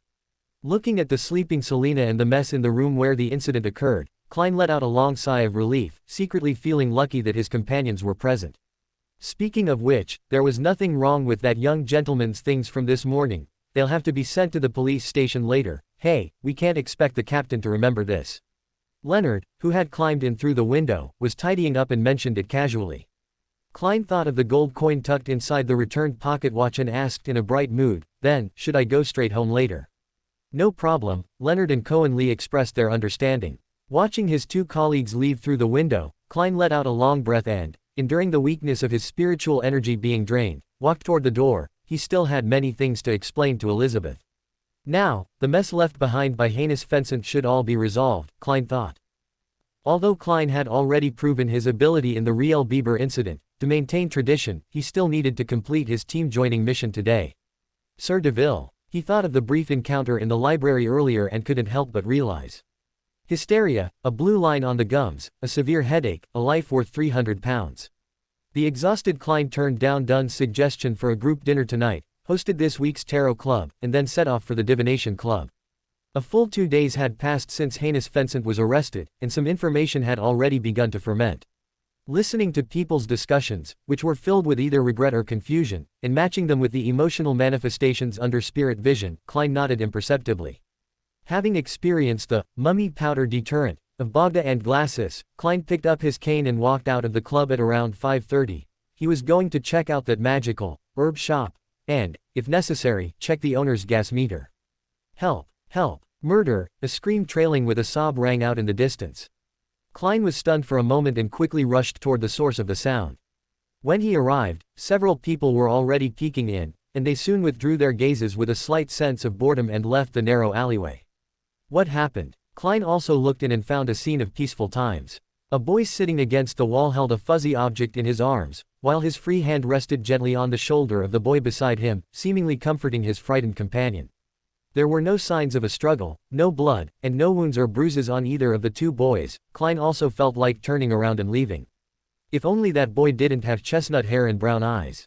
Mr. Moretti. Good afternoon. Wulian greeted him with a smile, the plain ring on his pinky finger glinting slightly. Klein carefully examined the scene. What are you two doing? Wulian patted the boy next to him, who jumped in fright, his face pale. Wulian, on the other hand, acted as if nothing was wrong, stood up, and said to Klein, he abused a cat. I helped him experience the same feeling. Only then did Klein turn his gaze to the ball of fur. It seemed to be a cat, but it was filthy and dusty all over, and its right back leg was bent unnaturally, being carefully protected by Wulian. Probably terrified, it just buried its dust-covered head in the crook of Wulian's arm, even its trembling appearing weak.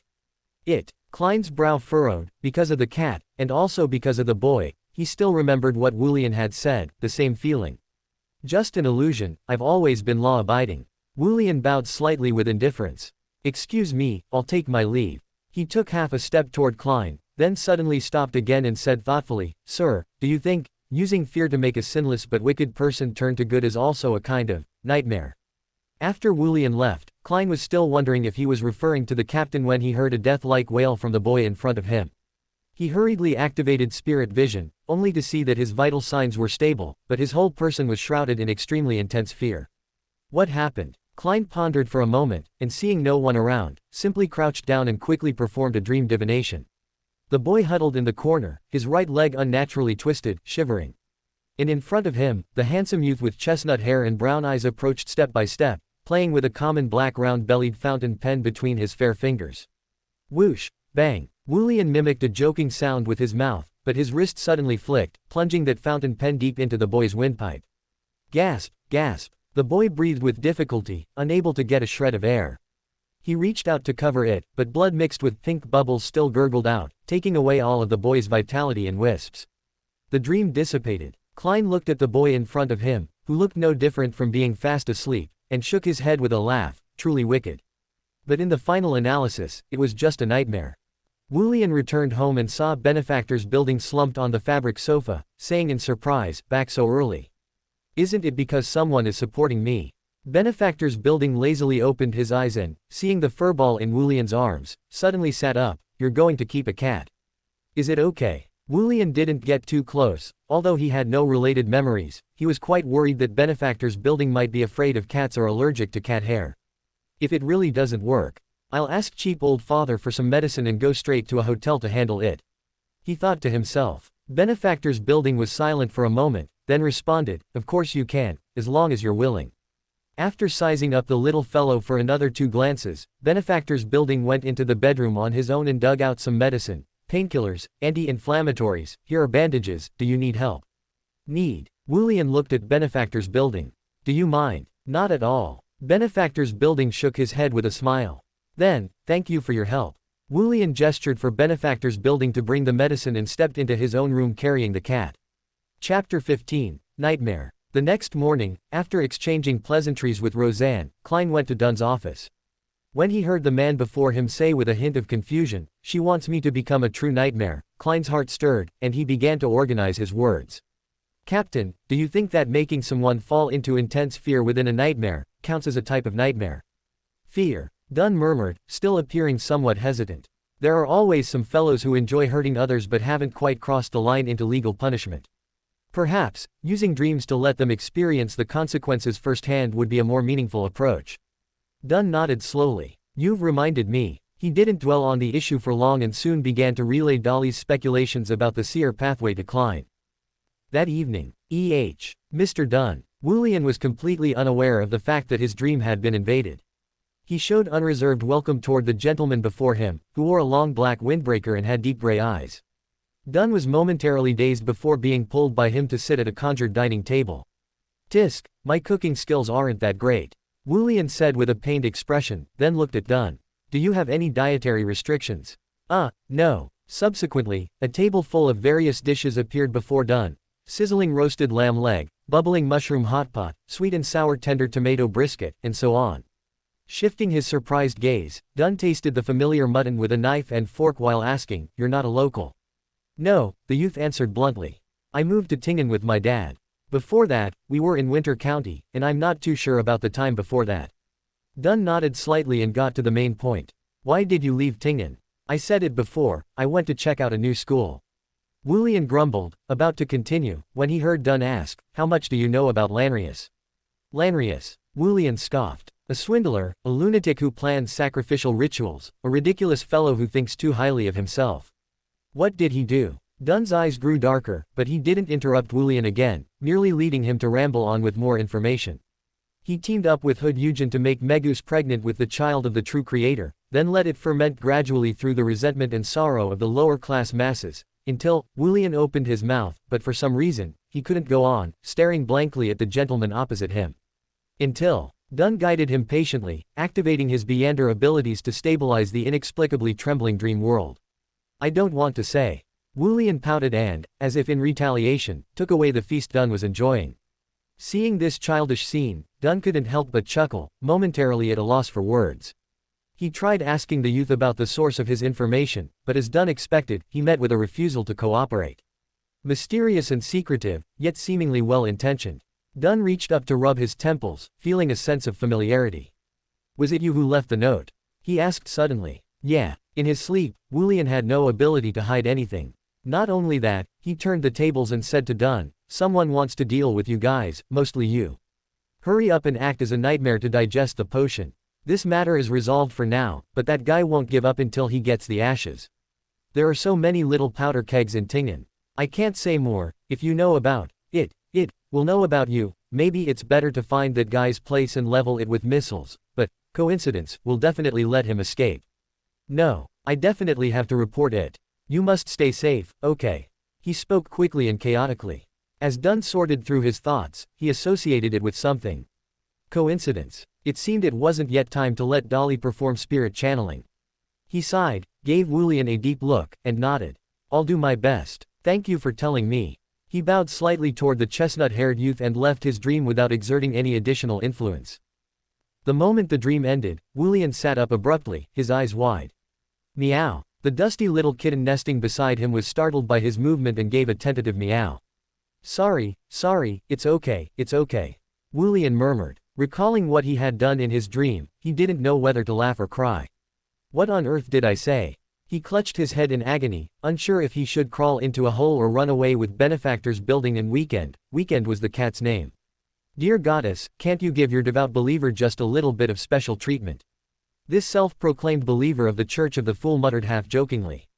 Thinking about all the things he had blurted out to done, he felt a headache coming on. The worst-case scenario was no longer having the Nighthawks team come knocking on his door to check the gas meter. Wulian still remembered that Psychology Alchemist's member from the original work. Until the disaster occurred later, he hadn't suffered any negative effects other than being unable to prove his identity as an informant. The problem now was that he feared a squishy like himself might die mysteriously due to certain coincidences, killed by a falling flower pot, slipping and falling to death, choking while eating, being trampled by a horse. Death was already terrifying enough, but dying in such a ridiculous and ugly way would be worse than simply ending it himself. I'll just take it one step at a time, he thought helplessly. It was Sunday again. Wulian finished his teaching as usual and walked toward the lower street area with his notes and candy. The closer he got, the more impoverished and chaotic it became, which also meant more thieves and pickpockets. Strictly speaking, most of these thieves are forced into it. They're either controlled by gangs, or it's because their parents are good-for-nothings or they simply don't have parents. They're just using their skills to make a living. Wulian thought this as he deftly and covertly snatched a wallet from a lean man's pocket. So what does that have to do with me? He scoffed, looking around to see if he could find the owner. As he looked around, he unexpectedly saw a stunning beauty, round face, fair skin, gentle temperament, with a hidden sweetness. Triss. Wulian tried his best to keep his gaze steady while considering whether to report her. Yes, she was the vessel for the primordial one that drove George III's death, but the people of Lower Street who died prematurely. Wulian pursed his lips, returning the worn-out wallet, which contained no more than 1 sol and 6 pence, to the sweating gentleman. Wulian finally made up his mind and headed toward the police station. It wasn't a question of whether it was worth it. Acts that put lives on a scale shouldn't exist in the first place. As for how to explain it, Wulian's brows drooped. In front of Dunn, he'd just tell the truth. Chapter 16, Swindler. The following days were uneventful, at least that was the case for the ordinary citizen Wulian. After completing a theft plan worth £100 and day after day of returning lost property to its owner, he finally finished digesting the Marauder potion at the tail end of July. The sound is quite nice, he thought for no reason, developing the illusion that he had digested the potion just to hear a sound. Without a doubt, he told Benefactor's building about the completion of the digestion. Then how about another bottle? The cheap old father incited. Does the swindler taste good? Wulian asked curiously, but the next moment he used the hand speed brought by his Beander powers to tightly cover Benefactor's building's mouth. Just give me the finished potion. No problem. The other party easily broke free, agreeing with a grin, and with great efficiency, brought out a cup of bubbling, orange-red liquid a quarter of an hour later. Glug. Ah. Wulian drank it very quickly, but felt some regret when he sensed a lingering sweet aftertaste. He smacked his lips quietly, suddenly realizing a sudden, intense pain in his brain. Hiss. He gritted his teeth tightly, his 10 fingers gripping the back of his head, his whole body unconsciously bending over, squatting down, and curling into a small ball. It hurts. Damn it, he wanted to curse. Seriously, he had never suffered like this since he was a child. The stabbing pain in his brain came unexpectedly but left slowly, like some kind of unruly brat with no sense of propriety and astonishing destructive power. After finally enduring until the pain subsided, Wulian stood up while gasping for air, wiping the cold sweat from his forehead while facing Benefactor's building's spectator-like gaze. Strange. He shook his head and patted it, feeling that a small portion of the swindler potion had already been digested. Pre-acting. Was it that matter with Lanrius, or pretending to be Wulian? Wulian's heart tightened, but when he looked up at Benefactor's building, he forced a smile. Not bad, Wulian said. The key to being a swindler is misdirection, using lies that are essentially lies to induce people to take action. The more absurd the lie and the greater the impact, the more it fits the needs of a swindle. Benefactor's building said, of course, this varies from person to person, you can naturally change your approach based on the potion's feedback. Take it slow. Wulian completely recovered, shrugged at the cheap old father, and magically pulled out a cat head-shaped fabric pendant. Ta-da. You made it yourself. Not bad. Benefactor's building laughed. However, isn't it a bit incongruous to pair it with that single key of yours? There's nothing to be done. Huh. Wulian stared at the huge ring of keys that Benefactor's building pulled out, not reacting to what had happened. We are, after all, surnamed Zoroaster, aren't we? Benefactor's building looked at his stunned son with amusement. We do have a bit of property. So. Wulian had never felt his family was this rich in both his lifetimes combined, and was shocked by his status as a second generation, no, an N-generation wealthy heir. So I'm just showing it to you. Benefactor's building calmly took those houses back and sneered, what? Did you think it was for you? Although he hadn't meant that originally, the person who had a tiny bit of fantasy stirred up. Understood, this is the misdirection that Benefactor's building spoke of. Bye. He turned and walked away, grabbing the white cat that was squatting on the side watching the show. Because the bandaging was timely, other than the fact that her leg wouldn't heal for a while, Weekend was recovering well in other aspects. Recently, she had even been hobbling around the room, truly becoming a so-called three-legged cat. Therefore, Wulian, who had been suffering from fleas, unceremoniously bullied the weak. Amidst Weekend's dry howls, he gave her a thorough cleaning, actually washing a gray, prickly ball into a white, fluffy, long-haired cat. Set against her bright, one amber and one clear blue eyes, she was simply Wulian's ideal type. Where do you want to take her? Benefactor's building asked curiously. Wulian urgently retracted a plan to go out. That was close, that was close. I never raised a cat in my previous life, so I don't know if Weekend will get stressed going out, if she will run away, if she will. As Wulian thought about it, his expression suddenly became strange. The Marauder has agility bonuses, it seems, even if she runs, I can catch up to her. In short, he temporarily gave up the idea of taking Weekend out, just leaning beside her and gesturing, I suddenly have an idea. Dad, have you seen a circus unicycle? Benefactor's building was thoughtful, you're going to buy parts. Smart, the newly promoted swindler snapped his fingers and headed out stylishly. Because he had been wandering around Tingan recently, Wulian knew several shops where he could buy parts. As a result, he was troubled by the question of which shop to go to. If only I were a seer. He muttered to himself, simply taking out a penny and flipping it. Clap. The penny landed in his palm, but Wulian didn't look at which side it was on, instead walking decisively in the direction that looked more pleasing, he just needed a decision. While describing his idea and picking out parts with the shopkeeper, Wulian heard someone next to him correcting his description. No, the wheel made this way will be too bumpy, and the balance will be very poor, it won't achieve the effect you want at all. Huh. Wulian, who had been completely ignorant of mechanics in his previous life, stared blankly at the beautiful girl with black hair and brown eyes, his eyes filled with undisguised confusion. Seeing that the girl seemed to intend to stop there, Wulian hurriedly asked for advice. Miss, could you help me improve the design of this device? I am willing to pay a certain reward, and this won't take up too much time. Melissa thought about it, felt that her time was quite sufficient, and agreed. She scanned the surroundings and, using a relatively clean countertop nearby, wrote and drew on Wulian's blueprint. Look, this wheel is designed too thinly, and it lacks corresponding treads and shock-absorbing devices, so it's very easy to wear out and deform. Here on the frame, as she modified it, she felt it necessary to ask, what is this used for? A toy car. My cat's hind leg is broken, and this is a prop to help her move. Wulian said sheepishly, facing the slightly strange gazes of the people around him. For most people whose income could only satisfy their basic needs, this was indeed a meaningless measure. In that case, we also need to consider the issues of comfort and disassembly. Melissa was just thinking intently, her pen gradually outlining a more suitable appearance. When settling the bill, the boss seemed to have the urge to raise the price for the rich man. Perhaps because Melissa was there, he ultimately calculated a normal price, which secretly made Wulian a bit disappointed. Thank you very much for your help.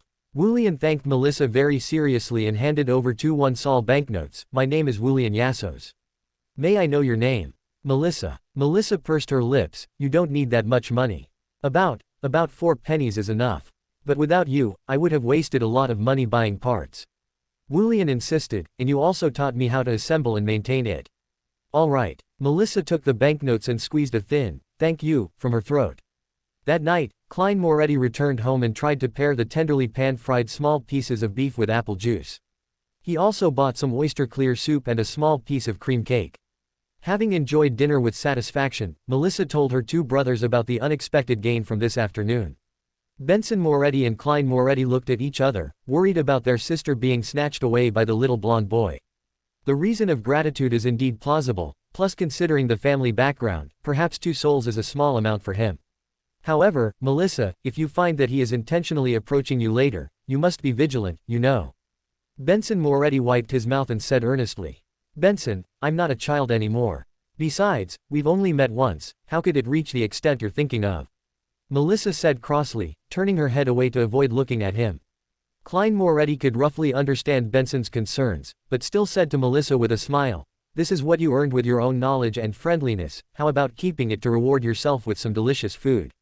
Seeing Melissa purse her lips, Klein Moretti, who already knew what she was going to say, said slowly, with me and Benson, our life and savings won't have any problems. In relatively ample family funds, a girl needs to have her own pocket money, this is a necessary expense and also basic decency. Obviously, this argument was accepted. Chapter 17, Swindling and Bluffing. Swindling. Wulian sat at his desk, one hand supporting his chin, scribbling aimlessly in an open notebook while racking his brains over his next round of acting.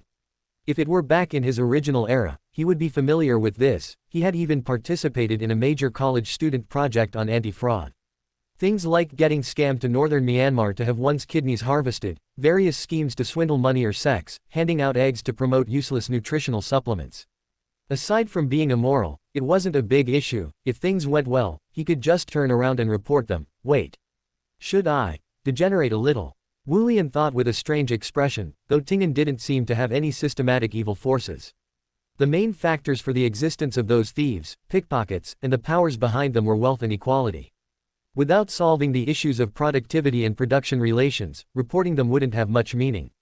Gambling and prostitution, both were part of the ecosystem in the shadows of society, and rashly cracking down on them would treat the symptoms but not the root cause. As for drugs, not to mention that they weren't widely spread, even if there was such a trend, the church, the military, and even the royal family would never let that bastard thing that nourished evil spirits and induced corruption slide. Then, factory owners. Those who disregarded human life and even secretly used slaves. But how could he avoid these future lamppost decorations from shifting the conflict onto the common people? The sound of things shattering came from outside the room. Wulian's face twisted in distress, and he slowly went out to clean up the mess Weekend had made. Ever since he installed wheels for her to get around, this sort of thing had long since ceased to be a surprise. Weekend. He scooped up the cat, only to be made to sneeze by the flying fur. Forget it. I'm not a good person, and I can't be bothered with the suffering of the world. He muttered. When Benefactor's building came home, Wulian was writing furiously. He glanced at the notebook and found that the paper was covered with some bizarre symbols, with complex and rounded strokes. Besides that, there were intermittent horizontal bars, circles divided by wavy lines. What is this? Benefactor's building asked curiously. The theoretical foundation for my swindling and bluffing. Wulian rubbed his sore wrist, a look of smug satisfaction on his face. A descendant of the Divine Machine Battalion, interpreting hexagrams and fortune-telling, no money accepted, only fate. Fortune-telling, divination. Benefactor's building seemed to want to remind Wulian of something, but after thinking about it, he laughed out loud. I think you need to disguise yourself first. Of course. Wulian looked at his cheap old father, smiling craftily. I also need a shill. Benefactor's building bowed slightly. At your service. When Jelen walked out of the tobacco company, it was still quite early. He didn't think for long before deciding to head to the newly opened casino on Wessler Street to try his luck. Of course, he knew his wife had already prepared a meal and was waiting for him to bring back the oat bread, but there was no rush, he would just play a couple of rounds, really. Jelen touched the coins in his pocket that had just been issued, still seemingly smelling of printer's ink, and told himself once again that spending a little bit wouldn't be a problem. When he turned into the casino, he glanced at the shabby stall on the side with strange symbols drawn on it and the 2 people sitting opposite each other, but his attention was immediately drawn away by the noise and excitement inside the casino. Another case of winking at a blind man. Wulian pushed up the round sunglasses on his nose, though he wasn't disappointed. Naturally, the people who came here had very clear goals. They were either dejected or looking completely satisfied, so why would they have the leisure to notice his stall? Bored, he picked up the notebook in his hand and started flipping through it again. Upon entering, observe the intent, do not hesitate when speaking. If heaven comes to ask for pursuit, seek nobility, if the pursued comes to ask of heaven, worry for heaven. He stared at the crooked, small seal script, drawn in the book, reciting and translating it for Benefactor's building. It was called small seal script, but Wulian hadn't systematically studied it in his past life. Apart from a few common characters that were legitimate small seal script, the rest were just complex, curved traditional Chinese characters he had drawn himself. As long as he could recognize them, it was fine. Interesting. Benefactor's building smiled, and seeing someone approaching from the corner of his eye, he instantly switched to the panicked look of someone desperately seeking medical help. Hey, you, why did you move that? Wulian seemed to just notice a third person standing by, and immediately fell silent. It's my fault, it's my fault. Please, little sir, teach me. Benefactor's building got into character, ever since that. He turned his head to look at the gentleman standing by the side with a smug expression, his face involuntarily turning a few shades paler. You are not like this gentleman, his path of fate is smooth, and his fortune is particularly prosperous. The talisman paper I gave you may not allow you to rely on this luck to become immensely wealthy, but it can ensure a steady stream of income and keep your home free from worry. Wulian let out a long sigh, as if he couldn't help but speak. He turned his head embarrassedly and smiled at the gentleman watching the spectacle, his youthful face revealing a hint of contemplation. Shortly after, he closed his eyes, and solemnly pushed a small piece of parchment over. On it, drawn with ink that exuded an ancient aura, were old and mysterious patterns, today as suitable for the present. Sir, this. Benefactor's building took it, both surprised and delighted, and then mumbled, I have no money left. No need. Wulian was full of compassion, handing him exactly 10 sol. If you don't earn 10 pounds from this, consider this money a gift from me. For any amount over 10 pounds, just return it to me along with the principal. Watching Benefactor's building walk away, the gentleman also followed leisurely. Wulian said to himself, at a volume just enough for the two to hear, I think, 2 pounds should be a reasonable reward. How did you do it? Was it that paper? Jelen, who had been pushed out of the casino with a dejected expression, looked over at the sound, only to see that the person beside the shabby stall had changed. The well-dressed gentleman was staring eagerly at the young stall owner opposite him, his voice surprisingly loud, as if he wanted to ask him for something. Jelen took 2 steps closer and heard the gentleman say, not a single bit off. I really won 12 pounds and 10 sol. Exactly as you said, exactly the same. It was that talisman paper, right? He read the words, talisman paper, awkwardly, I want one like his, how much? Wulian, who had been setting the trap all along, was now in no hurry. He slowly shook his right index finger, the ring on his little finger glimmering with a faint light. No money needed, just fate, but, not today. Seeing the gentleman look displeased, Wulian chuckled and explained, since you have seen the magic of the talisman paper, with your knowledge and wisdom, you must understand that people like us have our own rules. Today, we only provide help in times of need, not add flowers to a brocade. Help in times of need. Jelen realized belatedly that he had lost all his income for the week, and it seemed that at home, they hadn't left living expenses for a few weeks. A belated realization and panic engulfed him, driving him to cast aside his doubts and stammer, can you help me? Wulian scrutinized Jelen's face, as if trying to see something through that bitter expression. The more he looked, the tighter his brows furrowed. He took 3 copper pennies from his pocket, shook them in his cupped hands, and tossed them onto the stall. Heads, tails, heads. He put the coins away after noting the result, shook them 5 more times in the same manner, and then began to write and draw to himself. Under Jelen's anxious gaze, Wulian finished his calculations and smiled politely. What kind of help are you hoping for? Jelen was stunned for a moment, not understanding the full scope of the matter. He couldn't put into words what he needed. After much thought, he could only say, I hope to win some money. I have no money left to buy bread. Sir. Wulian's smile faded slightly. I am willing to help you, that is my promise. But your fortune today is truly difficult to turn around. Facing Jelen, whose hopes had been dashed and whose doubts were rising, Wulian shook his head. Sir, let me tell you a story. Once upon a time, there was a treasure hunter who accidentally learned that a rare, world-class gem was embedded on the edge of a cliff, and obtaining it would mean endless wealth. However, the path to the gem was shrouded in impenetrable fog all year round, making it impossible to judge where to step. The treasure hunter used a long wooden stick to measure the distance, approaching the gem step by step, until the stick could no longer touch the ground no matter how he probed. The treasure hunter thought, success or failure hinges on this one move, the destination must be just 1 foot away, beyond where the stick could reach. So, he took a mighty leap, and fell into the bottomless canyon, becoming one of the countless skeletons. There was no gem at all. Jelen asked slowly. Yes, that's right, you're so smart. That's exactly it, Wulian thought. The gem was not far from him. He simply failed to gauge the boundary and ended up buried there, and people would only call his death a result of greed. Wulian sighed softly and pushed a 1 sol banknote toward Jelen. Buying enough bread to fill your stomach, or gambling on a fortune that isn't favored, that is your freedom. Jelen still walked into the casino, wavering. You don't think highly of him. The gentleman who had been watching for a long time spoke again, with a hint of annoyance at being neglected. Fortune is something one is born with. Wulian glanced at this gentleman, without leaving a trace. There is only so much I can do. If my teacher, he realized he had misspoken and quickly changed the subject. Due to the rules of my school, I truly cannot help you today. But it is rare that we meet, and besides, looking at your features, you have the destiny of long-lasting wealth and nobility. Under the gentleman's surprised gaze, Wulian handed him a small pouch embroidered with gold thread, a small gift to express my apologies, and also, to form a good connection. The gentleman took the pouch and weighed it. It had no weight, and there seemed to be something like thin sheets inside. Shish, Wulian placed his index finger to his lips, smiling brightly. If you open it, it won't work. 3 days later. First brother needs a sharp blade, second brother needs to throw the blade, 3 dates need a flea. Wulian counted the coins in his hand, muttering to himself, while also stroking Weekend who was causing trouble. Those copper pennies were about to be swept off the table by her big tail. What does that mean? Benefactors Building asked with great interest. Those who are completely convinced by you, believing whatever you say, you can fleece them mercilessly. For those who have their own brains and are prone to doubting you, it's best to give up the idea of dealing with them.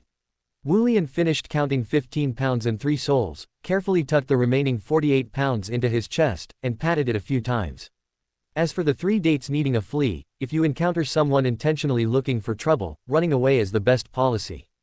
Looking at the banknotes in the young man's hand, Benefactors Building smiled, like a thin fox with glossy fur. Your methods aren't exactly ruthless, are they? I don't rely on this for a living, Wulian said with a righteous look, then laughed out loud. He calculated the time, put on a black wig and round sunglasses, said goodbye to Benefactors Building, and went out. Destination, Lubin Street, Jelen's home. Knock, knock, knock. A rhythmic knocking of appropriate volume sounded. Inside the house, there was a flurry of chaotic tidying, accompanied by the crying of a waking baby, making everything seem like a battlefield. After a long while, the door was finally opened, and a clean but tired face appeared before Wulian. You are. May I ask, may I come in and speak, madam? Wulian raised his hands as if to demonstrate his harmlessness. It will be very quick. The woman was clearly hesitant, but she eventually agreed. Please keep your voice down, the child is sleeping, she said. Sitting on a fairly decent fabric sofa, Wulian handed the woman a somewhat thick envelope. I am here to deliver something. Deliver, ah. The woman opened the envelope, and with great difficulty suppressed her surprise and joy, her eyes glistening with tears. He didn't touch those things. He didn't. No. He is indeed gambling. Wulian poured cold water on the woman with a blank expression. This money is what he spent in order to win more money. The rest has already been thrown into the casino. The woman's tears finally fell. She sobbed, her voice so low it sounded like she was talking to herself. He wasn't like this before. He had a decent job, he would come home on time, he would buy oat bread. But now Wulian certainly knew what Jelen looked like when he was hooked. He was irritable, impatient, paranoid, and would experience extreme ups and downs over the loss or gain of even a single chip.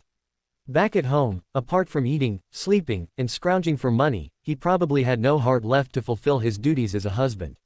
He thought, the casino is the true swindler. The baiting in the first few weeks makes prudent people gradually believe that gambling is controllable, that there are wins and losses, and that it's just a matter of playing a couple of hands. But when that person, full of pride and satisfaction, invests enough money to be reeled in, or in a moment of hot-headedness pledges chips they cannot afford, they will be struck by a thunderbolt and discover they have lost everything. Just a little bit more. How many people, holding on to this thought, start scraping together their savings, start borrowing money everywhere, start pawning their wives and daughters, until they rot to the core and can never climb back up. Who took him to the casino? Wulian asked. What? The woman looked up blankly, the tear stains reflecting a faint light, making her face look pale. I said, who took Jelen to the casino? Wulian repeated, that casino is not on the way to your house or the place where you buy groceries. In all likelihood, someone took him there. I don't know. He didn't tell me. All right. Wulian stood up. People who get hooked on gambling are always hard to pull back, unless the family falls into extreme destitution or they have a sudden, profound realization. You can tell him this money came back, you can hide this money and wait for him to repent, or you can use this as a bit of security for yourself and your child, or even leave. He walked toward the door. That is your freedom. Wait, I remember. The woman exclaimed in a low voice, and Wulian's steps paused. That day was his payday. He said he ran into a black cat on his way home, felt it was bad luck, so he took a detour and happened to run into that casino that was opening for business, and he even won a sum. It just happened to be Jelen's payday. It just happened that a superstitious person ran into a black cat. It just happened that the detour led to a casino opening for business. Wulian felt a chill run through his entire body. Chapter 19. Another coincidence. Pretending that nothing happened, Wulian left Jelen's house and walked stiffly along the busy street. He admitted that he panicked. Anyone who has read the original novel probably knows what coincidence implies, the sealed artifact, 008. But why would it, or rather, its Zangwill behind it, target Jelen? He was just a tobacco company clerk with a weekly salary of £2, neither wealthy nor influential, and showed no signs of being involved with the mystical side. Wulian had been tracking him for 2 days, so this much was confirmed. It can't be because of me. Wulian thought guiltily, but he quickly dismissed the suspicion. After all, that quill pen was the author, not some clairvoyant, so it wouldn't set up a plan weeks in advance, especially not just to catch a newcomer lackey. So what was the point of putting Jelen's family in a predicament? Wulian couldn't figure it out and had to remind himself again. Don't stick your neck out, don't interfere, just honestly be a pre-university student of the old era. But my approach to Jelen was just an accident, I had no intention of interfering. Wulian was somewhat speechless. Why is this so unreasonable? Fine, half of Tingan is the work of that thing, right? His mind went blank for a moment, and he suddenly recalled a sentence. The underlying logic of this world is chaos and madness. What he thought was safety was just the luck of escaping the gaze of the bazaar time after time. What he thought was careful planning was just a casual move made with a few strokes of a pen. Ince Zangwill wanted St. Selena's ashes, wanted to weaken Dunsmith, and wanted to stir up Tingan, so he would inevitably create tragedies and detonate bombs until his desires were fulfilled. Jelen was merely unfortunate enough to become the protagonist of the tragedy, Gambler's End. And now, will this tragedy become the fuse for cleaning up unstable elements? In the following days, Wulian stopped trying to scam gamblers. At most, he would sell talismans at inflated prices to people who were rich and idle, earning a negligible amount of digestion progress, much like those sensational advertisements on TV saying, "Don't pay $9.99, don't pay $888, take a box home for $200. How degrading, he muttered while tidying up his lesson plan, heading to the Sunday school near the church as usual. He was being cautious, not dead, he couldn't afford to miss this half day of teaching. Having completed this week's teaching assignment without incident, Wulian, distracted, pushed open the classroom door, only to be startled by the gentleman blocking the entrance. Sorry, Wulian took half a step back, tilting his head slightly to look at the person. Officer. This gentleman was around 30 years old, with pale skin, looking as if he suffered from chronic anemia. His hair was black, his eyes azure, exuding a somewhat cold aura, and his expression was indifferent, yet there was no sign of ill intent. Seeing that Wulian recognized him, he nodded slightly and said, "Hello, I am Frey." Of course Wulian recognized Frey. There were only a few people in the Nighthawks team to begin with, and almost all of them showed up when Lanrius was caught at the station, so matching them up was easy. Frey continued in a slightly hoarse voice, "Jelf asked me to confirm your teaching progress. I will be taking over the lessons after you leave, for now." "Ah, okay." Wulian knew Frey's character and was not surprised by his purpose. He pulled out his lesson plan for Frey to look at, briefly explained the subsequent teaching schedule, and prepared to take his leave. "Oh, right." He felt the bag of candy in his pocket, pulled it out, and handed it to Frey. "Would you like to try this? It tastes quite good." "No." Before Frey could refuse, Wulian had already shoved the bag of candy over, saying his farewells as he walked away. Frey opened it and looked. It was a common type of candy. He hesitated for a moment, peeled one, and put it in his mouth. It did taste good. In the evening, Wulian heard a knock on his door. He straightened his clothes, got up, and walked toward the entrance, making sure to shut Weekend inside the room. Looking through the peephole, he saw Dunn, Klein, and Frey. This combination coming to see him was very strange. Knock, knock, knock. Dunn knocked on the door again, speaking in a deep voice, "Mr. Wulian, we have some questions we need to ask you. Please open the door and cooperate." During this eventful period, Wulian was reluctant to open the door easily. But considering the physical lock-picking skills of Beyonders from the darkness pathway, his door might not withstand damage. As for the question of whether they were the real people, wouldn't three faceless be a bit too ridiculous? Click. Turning the knob, Wulian, dressed in his outdoor clothes, opened the door and appeared before the Nighthawks. The three stepped into the house. Dunn nodded slightly to Wulian, then turned and, taking the initiative, closed the door, trapping Wulian in his own home. Glancing at the three gentlemen, Wulian pointed toward the sofa. Shall we sit and talk? Would you like something to drink? No need for drinks. Dunn shook his head, sitting down in the direction Wulian indicated, but his body was slightly tense, as if ready to spring into action. Seeing Wulian sit across from him, Dunn spoke directly. Mr. Wulian, you gave Frey a bag of candy earlier today, is that correct?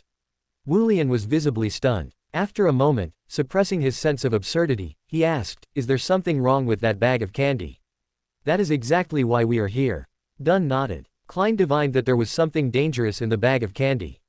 After testing, the surface of a few candies at the bottom of the bag was found to be mixed with potent poison. A sudden buzzing rang in Wulian's ears, vibrating his eardrums, forcing him to strain intensely just to hear Dunn's subsequent words. The students who received the candy are fine. The poison must have infiltrated from the bottom. Mr. Wulian, can you explain the source of this poison? Potent poison, it shouldn't be in the house, none of us would poison it. Wulian muttered with his head down. The only time the bag of candy left my control was when it was stolen early July, but I quickly retrieved it, and I brought back a wallet. He seemed to grasp something in a flash of realization and suddenly looked up. That gentleman valued the wallet highly, his family must not be well off.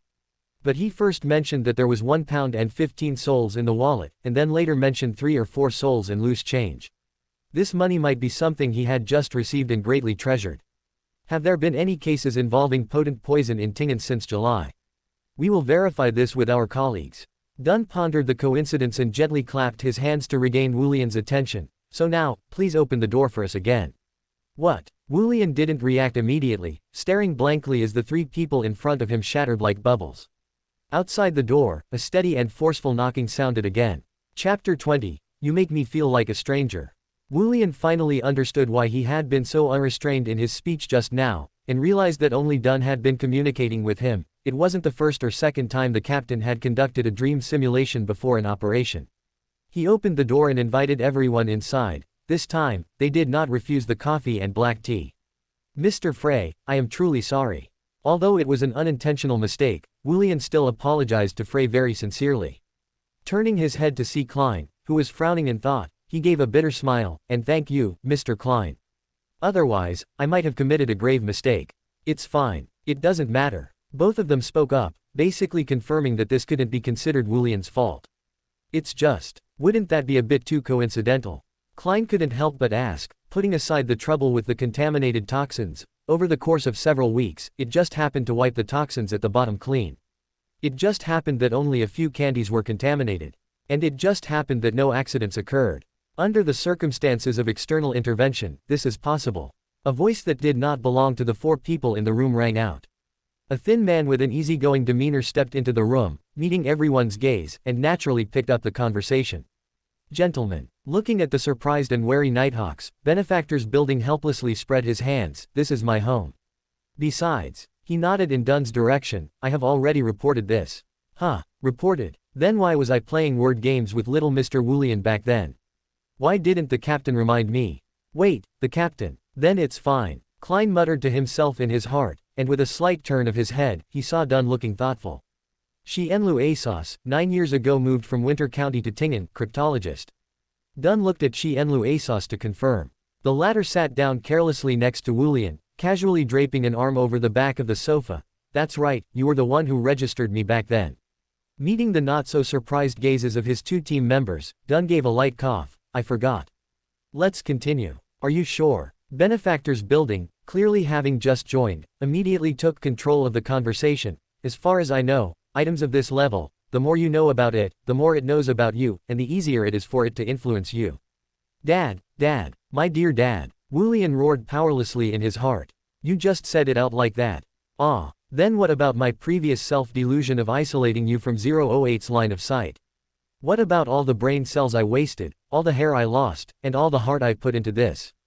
What kind of riddler was I pretending to be in front of the captain and Xiao? Wulian looked at the relaxed benefactors building with gloomy eyes. Dad, you make me feel like a stranger. Sorry, our stories didn't align. Receiving Wulian's signal, benefactors building just shrugged frivolously, continuing to wait for the response from Dunn and the others. I think I have already guessed some of it. Dunn shook his head with a smile, looking at his team members. Frey, Klein, you go and confirm if there are any records of poisoning cases at the police department since July. Hey, on this point, I think Klein can be of great help. Captain. Klein had the warning from Mr. Isaac Eggers, so he naturally knew that these successive coincidences involved highly leveled existences. He wanted to give a reminder, but didn't know how to bring it up. All right, Frey responded in a low voice, standing up with agile movements. Walking to the door, he stopped and looked at Klein, seemingly urging him silently. Captain, be careful, Klein said, receiving a reassuring smile. The door closed again, and Dunn looked at Wulian as if remembering something. Triss, we should call her Triss now, has been successfully captured by us. Thank you again for your intelligence, and please forgive our rudeness today. Phew, it's good that she was caught. As for today, Wulian was still responding, but his head was suddenly pushed down by a large hand that came out of nowhere, and the rest of his words were swallowed back into his stomach. Any thoughts and actions directed at it will be perceived, even if they have never been spoken aloud. Benefactors building withdrew the hand that was pressing on Wulian's head. Forgive my presumption, the report you sent to the Holy See will likely not have the expected effect. They might miss it, or there might be oversights. In short, the appearance of coincidence will be an inevitability. Dunn was not angry. Or rather, he had a considerable amount of patience for this strange pair of father and son in front of him. Returning to the previous topic, we can perhaps conclude that Mr. Wulian was targeted several weeks ago. Benefactors building glanced at Wulian. Perhaps so. But I believe the opponent's target is still on you. You Nighthawks have something he needs in your hands. Seeing Dunn looking thoughtful, Benefactor's building raised the corners of his mouth. I am a Beyander of the Marauder pathway. Naturally, I know who has a more tempting target in their hands. I do not doubt that. Dunn explained, while casting his gaze toward Wulian, who had been sitting upright since just now. Mr. Wulian has actually mentioned the general events to me. Hey, due to the special nature of the dream, I do not believe he is deceiving me about anything. So, what is your suggestion? No, I don't have any suggestions, this is just a reminder. Benefactor's building extended a finger and shook it, saying quite shamelessly, besides reporting to the Holy See, which I believe you have already done, the rest is just to handle the hidden dangers in Tingan as much as possible, while preserving your own strength. Letting the target grow thorns is also one of the ways to drive away covetous people, isn't it? If that's all there is to it. Dunn's gray eyes were deep, like an abyss that had faded in color. Then why don't you want my team members to know? Because I want to negotiate terms. Benefactor's building said with a beaming smile, my request is very simple, just allow Wulian to leave Tingan early. Of course, if you could let me leave together with him, that would be even better. And the price I am offering. He flicked his fingertips slightly, smiling in response to Dunn's sudden vigilance. It is not suitable for children to hear. Benefactor's building's eyes deepened suddenly, as if they had contained a vortex that would choose people to devour. At the same time, both his and Dunn's eyes slowly closed, leaving Wulian at a loss on the side. Wait, what? Dad, you didn't say you were a Prometheus either. Wulian, who was originally just an add-on, realized belatedly that his suddenly powerful dad had dragged the Guardian of Tingan into a deep slumber together, so the only remaining combat power here was. Meow, Diamond Suit, the little cub, about 2 months old, wailed from the inside of the room door. Those tender claws and teeth could barely scratch skin, right? Following his heart's desire, Wulian slowly raised his hand, pointing to the tip of his own nose with a dazed look. Me. Chapter 21 Cooperation. Stepping out of Yasuo's house, Klein identified his direction and prepared to rush to the police station to complete the task Dunn had assigned. Where are you going? A deep, hoarse voice called out to him. Klein looked in the direction of the voice. Frey was still standing where he was, with no intention of leaving the spot. Didn't the captain say? Klein quickly realized. I understand. Circling to the back of the house, the two saw Leonard, who had been waiting there and was already looking a bit impatient. After nodding at each other in greeting, Klein, seeing no signs of anything unusual at Yasuo's house for the moment, familiarly took off his pendulum and aimed it at the residence in front of him. The captain is in danger, the captain is in danger, the captain is in danger. After chanting it 7 times, Klein opened his eyes and looked at the pendulum in his right hand. The yellow crystal pendant was like a malfunctioning robot. It paused for a moment before rotating slowly, turning counterclockwise for half a circle, and then quickly hanging still in its original position. What does this mean? Klein felt a chill in his heart. He took out a copper penny, tossed it into the air, and performed a simplified dream divination. The result this time was the copper penny spinning on the ground, refusing to fall over for a long time. Divination failed. Klein wasn't sure if this was related to insufficient information, but this strange scene really made him unable to feel at ease. It seems you cannot confirm the captain's situation. Leonard leaned against the wall with his arms crossed, speaking unhurriedly. Perhaps we can use some more primitive methods. More violent methods, you mean? Klein muttered to himself. He looked at his two colleagues. They were already prepared. Revolver, dagger, talisman, obscurity, house keys. Wulian silently muttered to himself while checking his gear. He looked at Dun and then at Xianlu uneasily, walking into his room while looking back every few steps. Meow. Weekend bared her fangs and claws, wanting to protest to Wulian, but was grabbed by the scruff of her neck with his enhanced hand speed, forcing her into silence. Shish. Wulian crouched down to help Weekend remove her transport device, muttering to her, don't make a fuss, although it'll take 10 minutes at most. I really can't look after you during this time. If a bad guy happens to come in, that would be terrible. Be smart, okay? If anything is wrong, run away immediately, do you hear me? If you run into a villain, the outcome will definitely be much worse than being astray. Besides, if nothing happens, I can still go find you. Look, see that? Just from that window. He looked towards the window in the direction he was pointing, but without any warning, he met a pair of brazen emerald eyes and a handsome face with a languid expression. Wulian froze. Almost at the same time, he heard a verse that was already familiar to him from reading novels. Ah, the danger of fear, the crimson hope. At least one thing is true, this life flies by. An immense wave of sleepiness surged over him like a giant wave. Wulian tried his best to rely on his Sequence 8 status to remain conscious, but it had little effect, just like staying up all night reading a novel and then listening to a math class the next morning. You realize you are sleepy, but you seem powerless to do anything about it. Will pass away. Leonard stopped chanting and stared at the boy in front of him. The other party had already been hit. Although he intended to use his fingers to prop open his fighting eyelids, he could not control his consciousness as it gradually slipped into the abyss. Friendly, this was the last sentence Wulian said before falling into a deep sleep. Leonard climbed in through the window with agile movements. He ignored the sleeping person and cat, only turning his head to look at the arriving fray, and under his signal, walked quickly towards the living room where Dun and the other were. In the living room, Dun and Xianlu sat opposite each other. Both had their eyes closed, appearing to be sleeping peacefully, but as a member of the Nighthawks and a midnight poet of the night pathway, Leonard could naturally guess the danger involved. Catching a glimpse of Frey opening the door for the panting Klein, Leonard hurriedly lowered his voice and asked, "How is the situation? Will the captain be in danger?" Pallas did not answer Leonard's question immediately. Leonard didn't pay much attention. After briefly checking the condition of the two, he prepared to control Xianlu. But just at this moment, he heard the old man's grave voice inside him. Your captain is fine for now, but this kid opposite him is not quite right. Not right. Leonard expressed his question in a whisper, but this time, he could not wait for an answer. About 2 minutes later, Dun opened his eyes and saw his team members as expected. He also saw the tied-up Xianlu and Wulian, and further away, a pile of contraband items sufficient to get the father and son locked up in the Chinese gate. PFF'd, you tied this kid up too. The first one to speak was actually Xianlu, who had woken up at the same time as Dun. He looked at his son's miserable state and laughed with great schadenfreude. Mr. Xianlu, regarding what you said, I will verify it with the Holy Cathedral. Dun's attitude was very polite, but he had no intention of untying the two Yasos. As for now, I think I need an explanation regarding these dangerous items. Oh, that. Xianlu smiled, just a toy pistol, 2 decorative daggers, and some miscellaneous silver ornaments. Silver ornaments. Sir, is it really okay for you to call talismans of the goddess's domain that? Klein's eye twitched slightly, and he couldn't help but mentally calculate the number of those talismans and the corresponding expenses. Tisk. A feeling of envy silently flashed through his heart.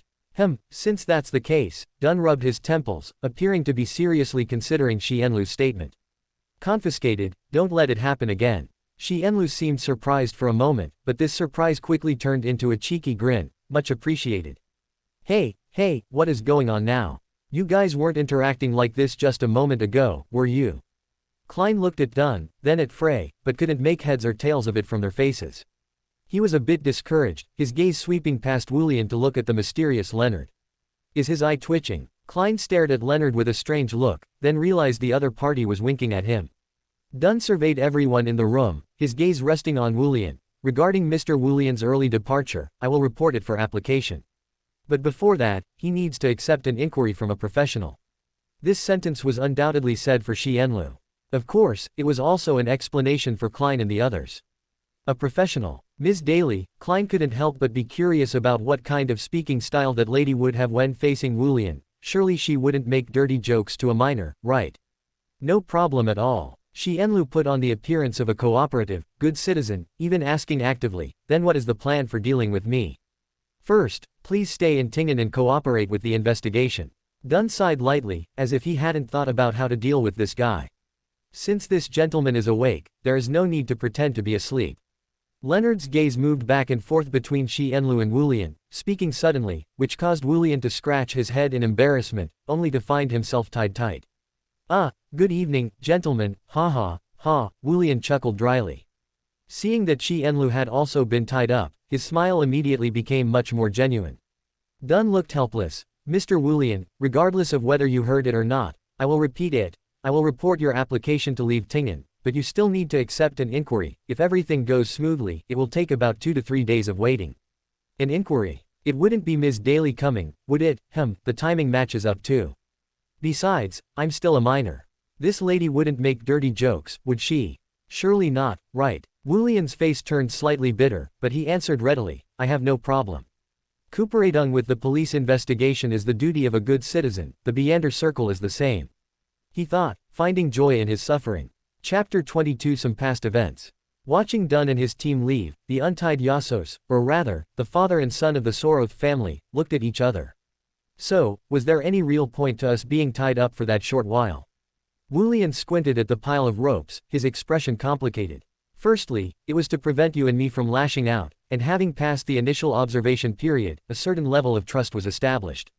Xianlu shrugged. Besides, it was a minor punishment to vent some frustration. A minor punishment indeed, like playing house. Wulian thought, asking his cheap old father without much hope. Dad, what did you talk about with Dunn Smith?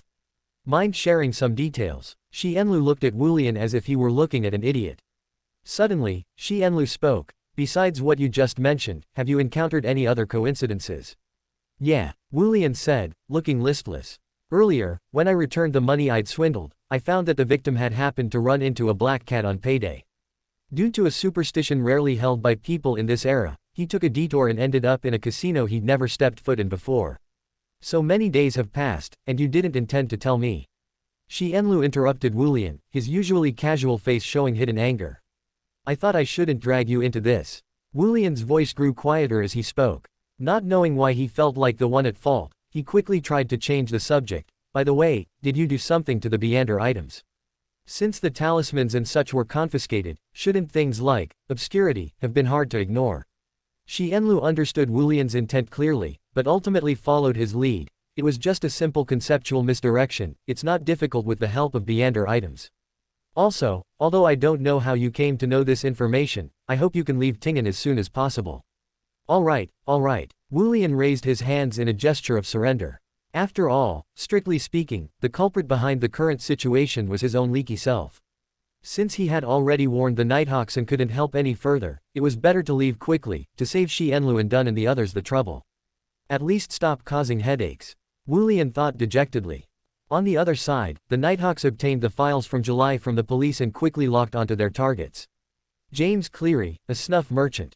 His body was found in his study with a poisoned cigar at his side. The reporter was his landlord, and the murderer was his mistress. Yael Jonas, a dockworker. Suspected suicide by poison, with half a pork sausage contaminated with poison at his side. The only reason it was filed as a case was because he died face down at the street corner. This can be called suicide. James and Yael were the only 2 victims in July involved with poison. Since more than a month had passed, Klein's divination hadn't yielded much. Fortunately, the police had taken photos of the deceased James and Yael, and the faces were still quite clear. We can confirm this with Wulian later. Klein suggested, and Frey, standing beside him, nodded silently. Due to time constraints, some investigative work wasn't suitable for late at night. Having escaped the fate of working all night, Klein returned home, finished the pan-fried meat fish Melissa had saved for him with bread, cleaned up the tableware, and returned to his bedroom. According to Leonard, Wulian hadn't shown any intention of resisting when he arrived. He didn't even reach for the firearms and talismans in his coat, even having time to shout, "Friendly forces." To still suspect him at this point was a bit like paranoia. However, Klein was indeed very curious about that mysterious Mr. Xianlu. Thinking about his failed divination earlier, he planned to go above the gray fog to take a look. After setting up a wall of spirituality, Klein took 4 steps counterclockwise and arrived at the ancient and magnificent palace. Pondering the subtle shift in the captain's attitude before and after his slumber, he wrote on the manifested parchment the reason for Dunsmith's change in attitude. As he recited it over and over, the scroll of the dream unfolded slowly before Klein like rippling water. In the painting was a strange man and a Dunsmith whose hairline was still safe. Looking at the environment, the two were in Dun's current office. Dun and the stranger were holding documents and communicating about something. Seeming to hear a sound, they both looked at the man who stepped into the office. Flaxen short hair, familiar eyebrows and eyes, it was Xianlu Asos from his younger years. Xianlu's registration process went very quickly, signing a few documents, pressing a few handprints, almost as simple as Klein joining the Nighthawks. Of course, Klein didn't ignore the faint wariness revealed by Dun and the other man. It was very slight, but it did exist. The scene turned again. It was the Yasos house tonight, with only Xianlu and Dun sitting opposite each other on the sofa. This dream was clearly led by Xianlu. He first stood up and bowed slightly, as if expressing a not-so-sincere apology. Then, Xianlu manifested a document by Dun's hand, and while Dun was buried in reading, he added something, his expression self-deprecating. When Dun looked up again, he was slightly moved. At this moment, Xianlu was grinning and spreading his hands at him. The dream ended abruptly. Klein's brain throbbed with pain, and he quickly detached himself from the world above the gray fog. Registration, documents. Since Xianlu could appear in the Nighthawks' workplace with such swagger as a Beander, he must have had backing from the higher-ups. Winter County, where the cathedral is. And that document was perhaps the key to the Yasos father and son obtaining amnesty. No, that's not right. The captain isn't the type to be swayed by emotions. To win the captain's trust, a touching story definitely wouldn't be enough. What about Xianlu's later words? As a qualified seer, Klein understood that he could only obtain some revelations through spirituality. But his teeth really hurt now, given that the echoes of the documents from 7 years ago changed the captain's attitude. What was the content of the documents? Divination is not omnipotent, he muttered to himself. Even if he changed the question to the content of the conversation between Dunsmith and Xianlu Asos, or the incident related to Xianlu Asos 7 years ago, the information obtained would likely be very limited. Rubbing his temples, Klein smiled silently. Of course, I have to try. However, not tonight. Regarding the identities of the Yasos father and son, Klein had a rough guess. Knowing the acting method, not low sequence, complete Beander items, deep understanding of the extremely dangerous and mysterious 008, these were not the circumstances that Wild or even most official Beyonders should have. Perhaps, no, it was very likely that this father and son came from an ancient family or a hidden force. Judging from their living state, the former was more likely. And, Yasos, might not be their real surname, but that wouldn't affect the reference in the sense of mysticism. Maybe it's a powerful family like the Amen or Bethel Abraham that Mr. Hangman mentioned. Klein thought aimlessly. Finally lying back on the bed, the fatigue caused by running around and spiritual exhaustion rushed over him like a tide, seizing all of Klein's mental energy. He let out a long yawn, and his eyelids closed under the unbearable weight. Speaking of which, why does the captain look at Wulian, like Roseanne, does? Klein muttered in a half-dreaming, half-waking state. Chapter 23, Death Relay. The next morning, having lost his vacation, Klein, along with Luo Yao and Frey, took action to investigate the residences of the two deceased. Since Ga had no family, and James's place had been cleared out by his poor landlord, the busy seer came up empty-handed again. Corey Cleary settled in Backland 2 years ago.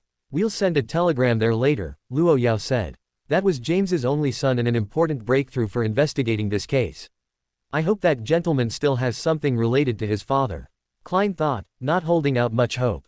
What frustrated Klein even more was that the wallet, which exposed the coincidence and was highly likely contaminated with poison, hadn't appeared since Ga died. If he could find it, Klein was confident he could discover something under the cover of the above the gray fog.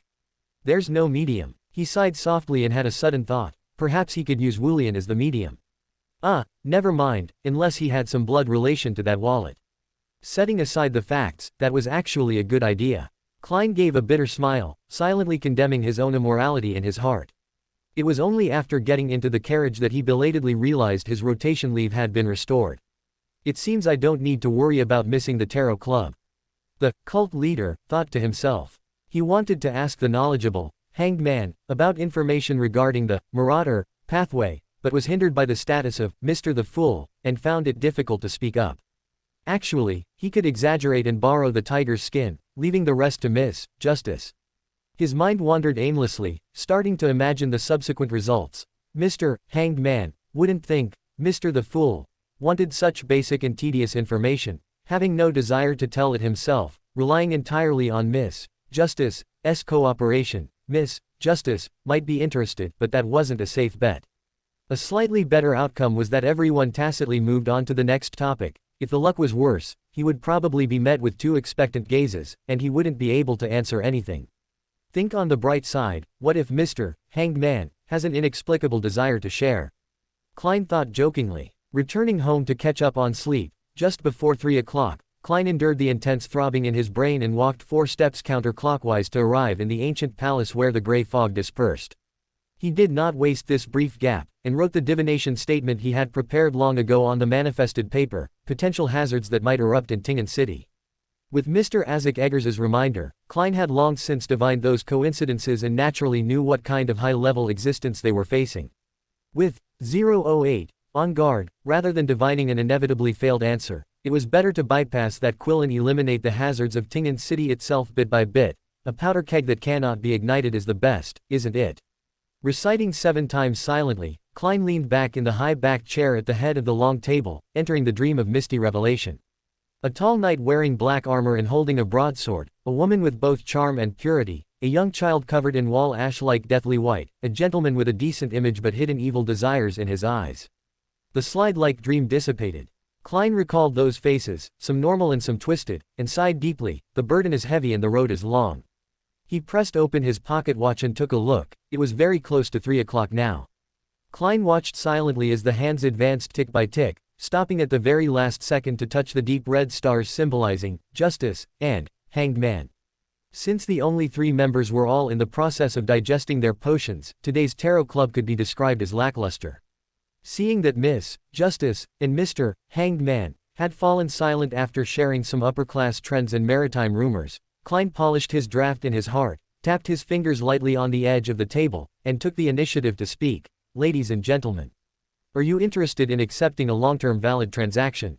Audrey and Alger had cast their attention over the moment Klein spoke. Hearing this mysterious existence take the initiative to request a transaction, both felt a moment of panic. That is someone on the same level as the true gods, This thought flashed through both their minds simultaneously. He. Mr. the Fool, sitting at the head of the table chuckled and added, it is just a small matter. I hope you can collect information about ancient families. Even if I already know, even if this only points to a few scattered members. Mentioning the word ancient, this great existence hesitated slightly, seemingly holding a minuscule smile. To him, these honors spanning the long river of history seemed meaningless, the only purpose being to define the 2 members sitting below. The fastest way to raise one's status is to name drop. Without a doubt, I succeeded, and even stepped on someone else to raise myself. Klein smiled self-deprecatingly, feeling that his operation was a bit too practiced. Ancient families. Is Mr. the Fool trying to use their power to expand the tarot club? No, this is too limited.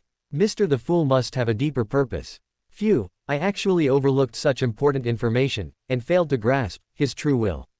Hanged Man, Alger had turbulent waves in his heart, but didn't let his contemplation hinder his stance. Your will is my wish. The ancient families Mr. the Fool spoke of should refer to ancient families in the Beander sense.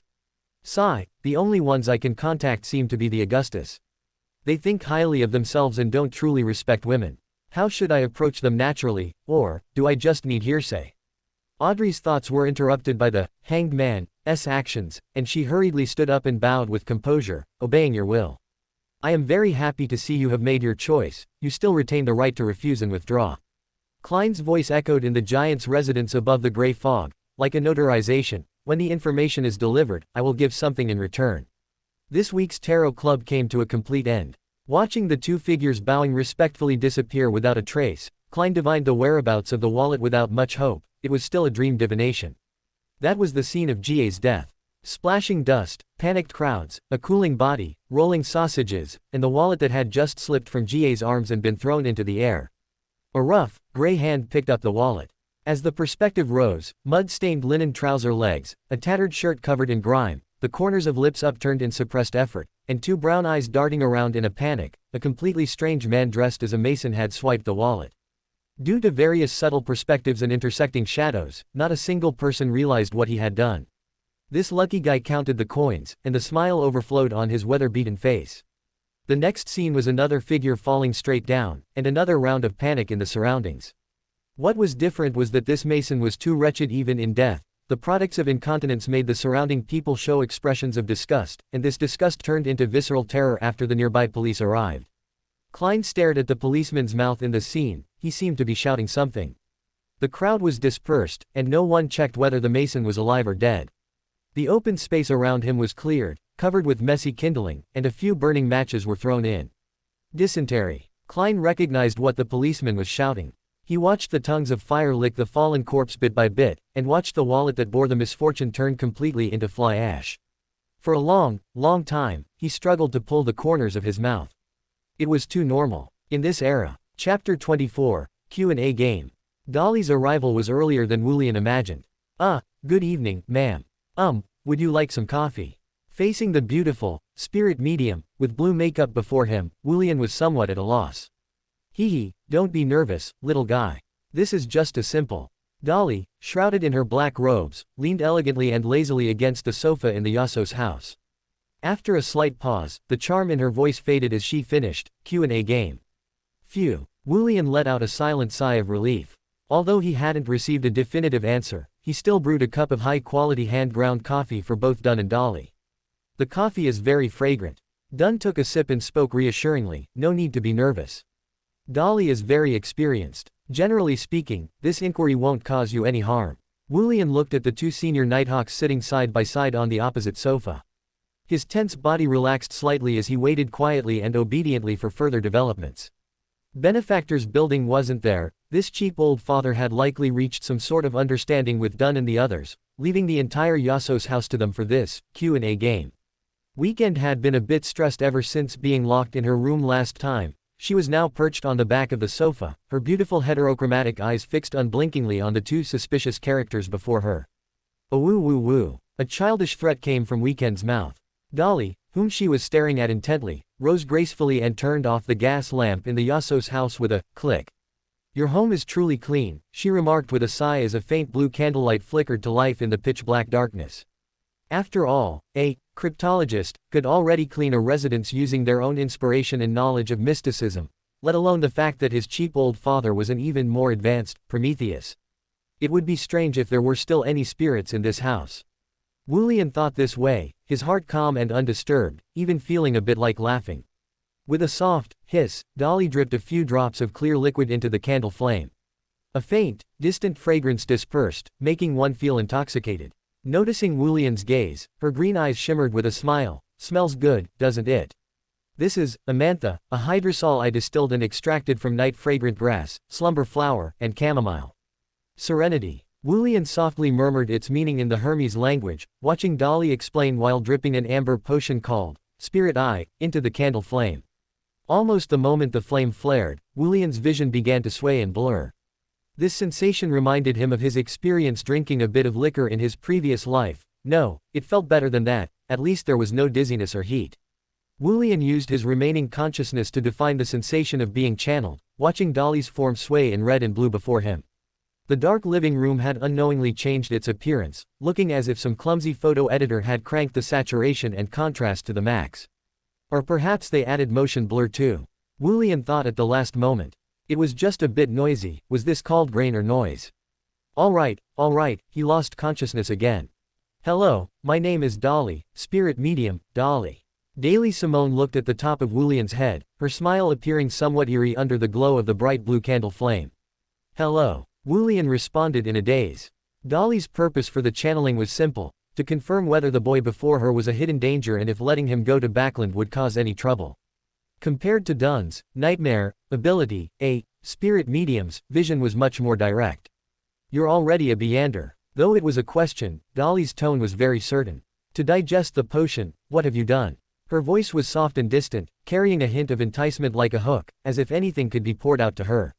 As a marauder, stealing things and then returning them to their owners, I even stole from Lanrius. Wulian's voice drifted. The swindler part was a bit tricky. I pretended to tell fortunes and change luck, earning some money from gamblers, then I was being watched, so I just sold some overpriced stuff. Being watched. Dolly's eyes flickered, but the silent Dunn shook his head at her. Dolly suppressed her questions and looked at this law-abiding, wild Beander, her voice gentle. What do you want to do once you reach Backland? Relax, you can trust me completely. Perhaps you could let me see your sea of consciousness, your mental world. Once in Backland, Wulian's thoughts stirred slowly, spreading around the 3 people and 1 cat with a clear hue. Register at the church, go to school, fool people, collect rent, buy good food.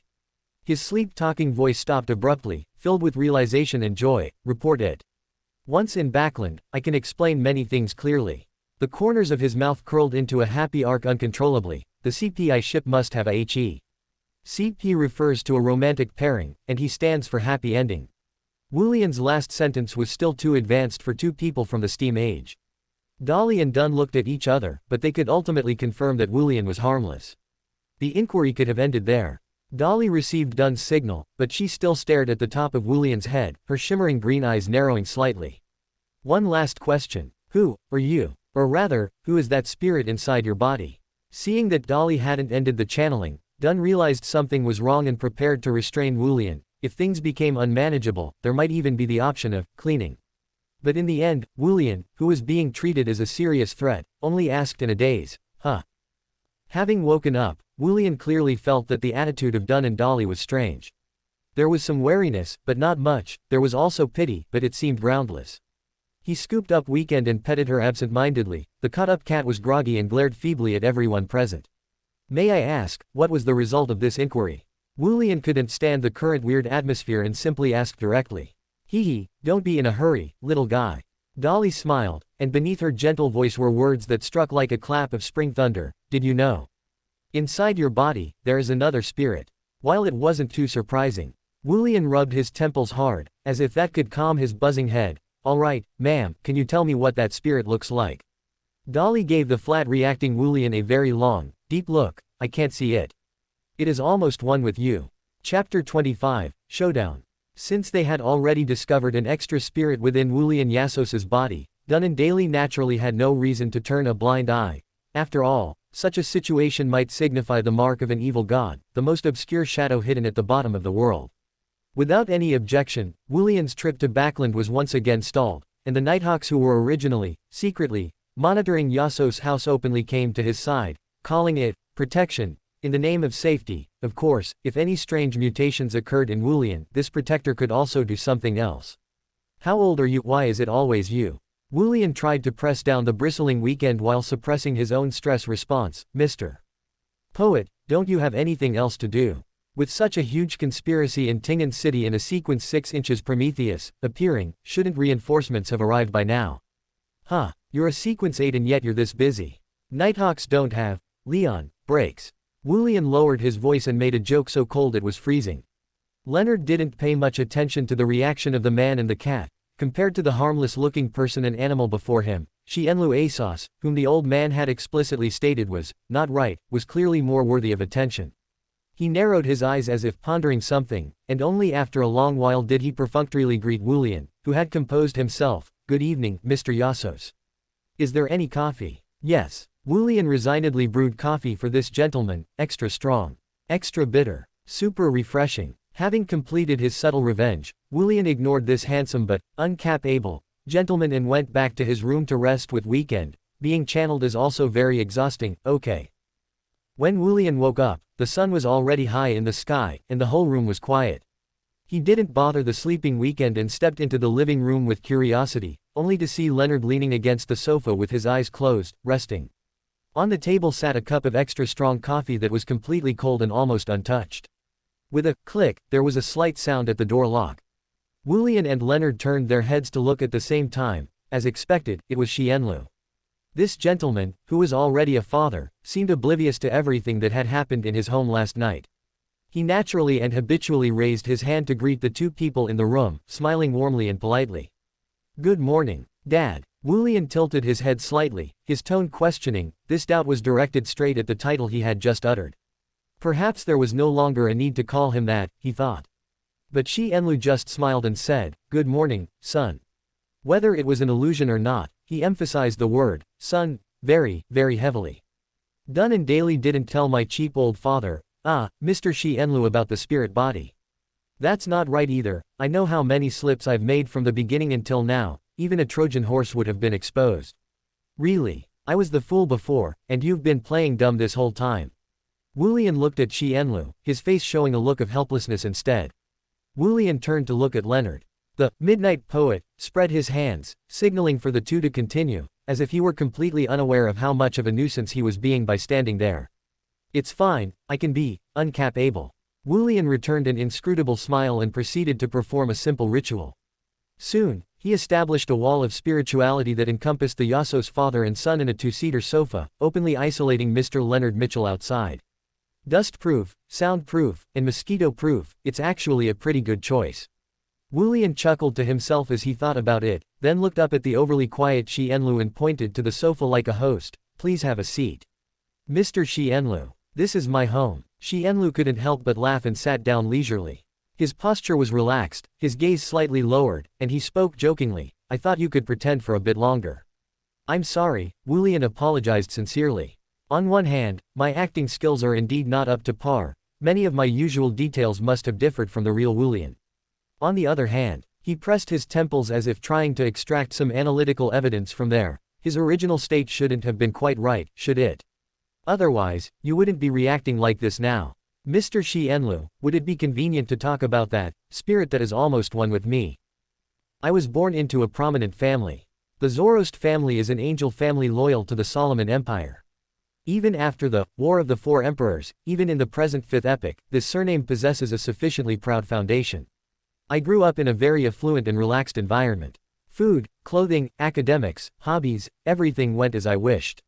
Even if I wasn't that talented in digesting potions, it wasn't a bad thing. Until I fell in love with a somewhat special woman. Her name was Dari Sifro, a member of the clergy at the Serenity Cathedral in Winter County. Of course, she was also a Beander, a sequence 8 inches midnight poet. At that time, I had just become a shallow believer of the Evernight goddess out of personal preference, yet I went to the Serenity Cathedral every day to pray just to see her. Hey, it was around that time that I pretended to be destitute and worked as a missionary for a long time. Dari's parents really despised me for it. After breaking away from the family and making a solemn oath to the goddess, we finally married with the Holy Cathedral's tacit approval and had a child. Unfortunately, he's half a marauder, otherwise I would have really wanted him to be a poet too. Another 7 years passed, and my lover, the mother of my child, sacrificed herself at the Holy Cathedral. That holy cathedral watched over by deities and guarded by demigods, is a lowly member of the clergy. It was an accident involving the loss of control of 008, and Dari's Beander characteristic and fresh flesh were truly the perfect triggers to induce a riot of a high-level sealed artifact. It was only because the holy cathedral responded in time that they successfully controlled this grade 0 sealed artifact. Because of this incident, Wulian and I received a considerable amount of sympathy. After some restrictions, the Nighthawks further recognized our status as wild beyonders and granted us certain conveniences, for example, moving away from Winter County. And for example, concealing part of Wulian's memory. How funny, our child, Wulian, he actually refused to have any contact with the extraordinary. He was gentle, law-abiding, and single-mindedly wanted to be an ordinary university lecturer. I had already accepted it and agreed. But Ince Zangwil escaped with 008. Perhaps it was a malicious sense of humor, perhaps it was a form of resentment, or perhaps it was just fitting. My child, who avoided the extraordinary like a plague, just happened to be caught in an unorthodox ritual involving an evil god, just happened to be chosen as the vessel for a divine descent, and just happened, because of the backup I left to protect him, to become a living empty shell.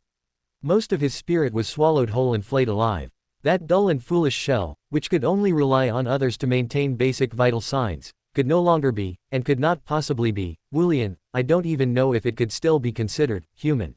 I became obsessed. Hey, starting from cryptologist, many things related to spirituality and the field of mysticism can be understood without a teacher, not to mention my surname is Zoroast. I performed a ritual, attempting to find a suitable occupant for Wulian's body. I found you. I was so pleasantly surprised. You seemed to have inherited Wulian's emotions and memories. You were willing to accept the inheritance of the extraordinary field, and you were even actively digesting and acting, so I pretended not to notice anything. I really hoped you could keep pretending forever. This is the story given by Xiao Zoroast. For more thrilling fanfiction stories like this, check out my channel Fanfic Audiobook. Dive into epic adventures, mysterious realms, and legendary journeys brought to life through immersive storytelling. Don't forget to like, share, and subscribe for more amazing audiobooks.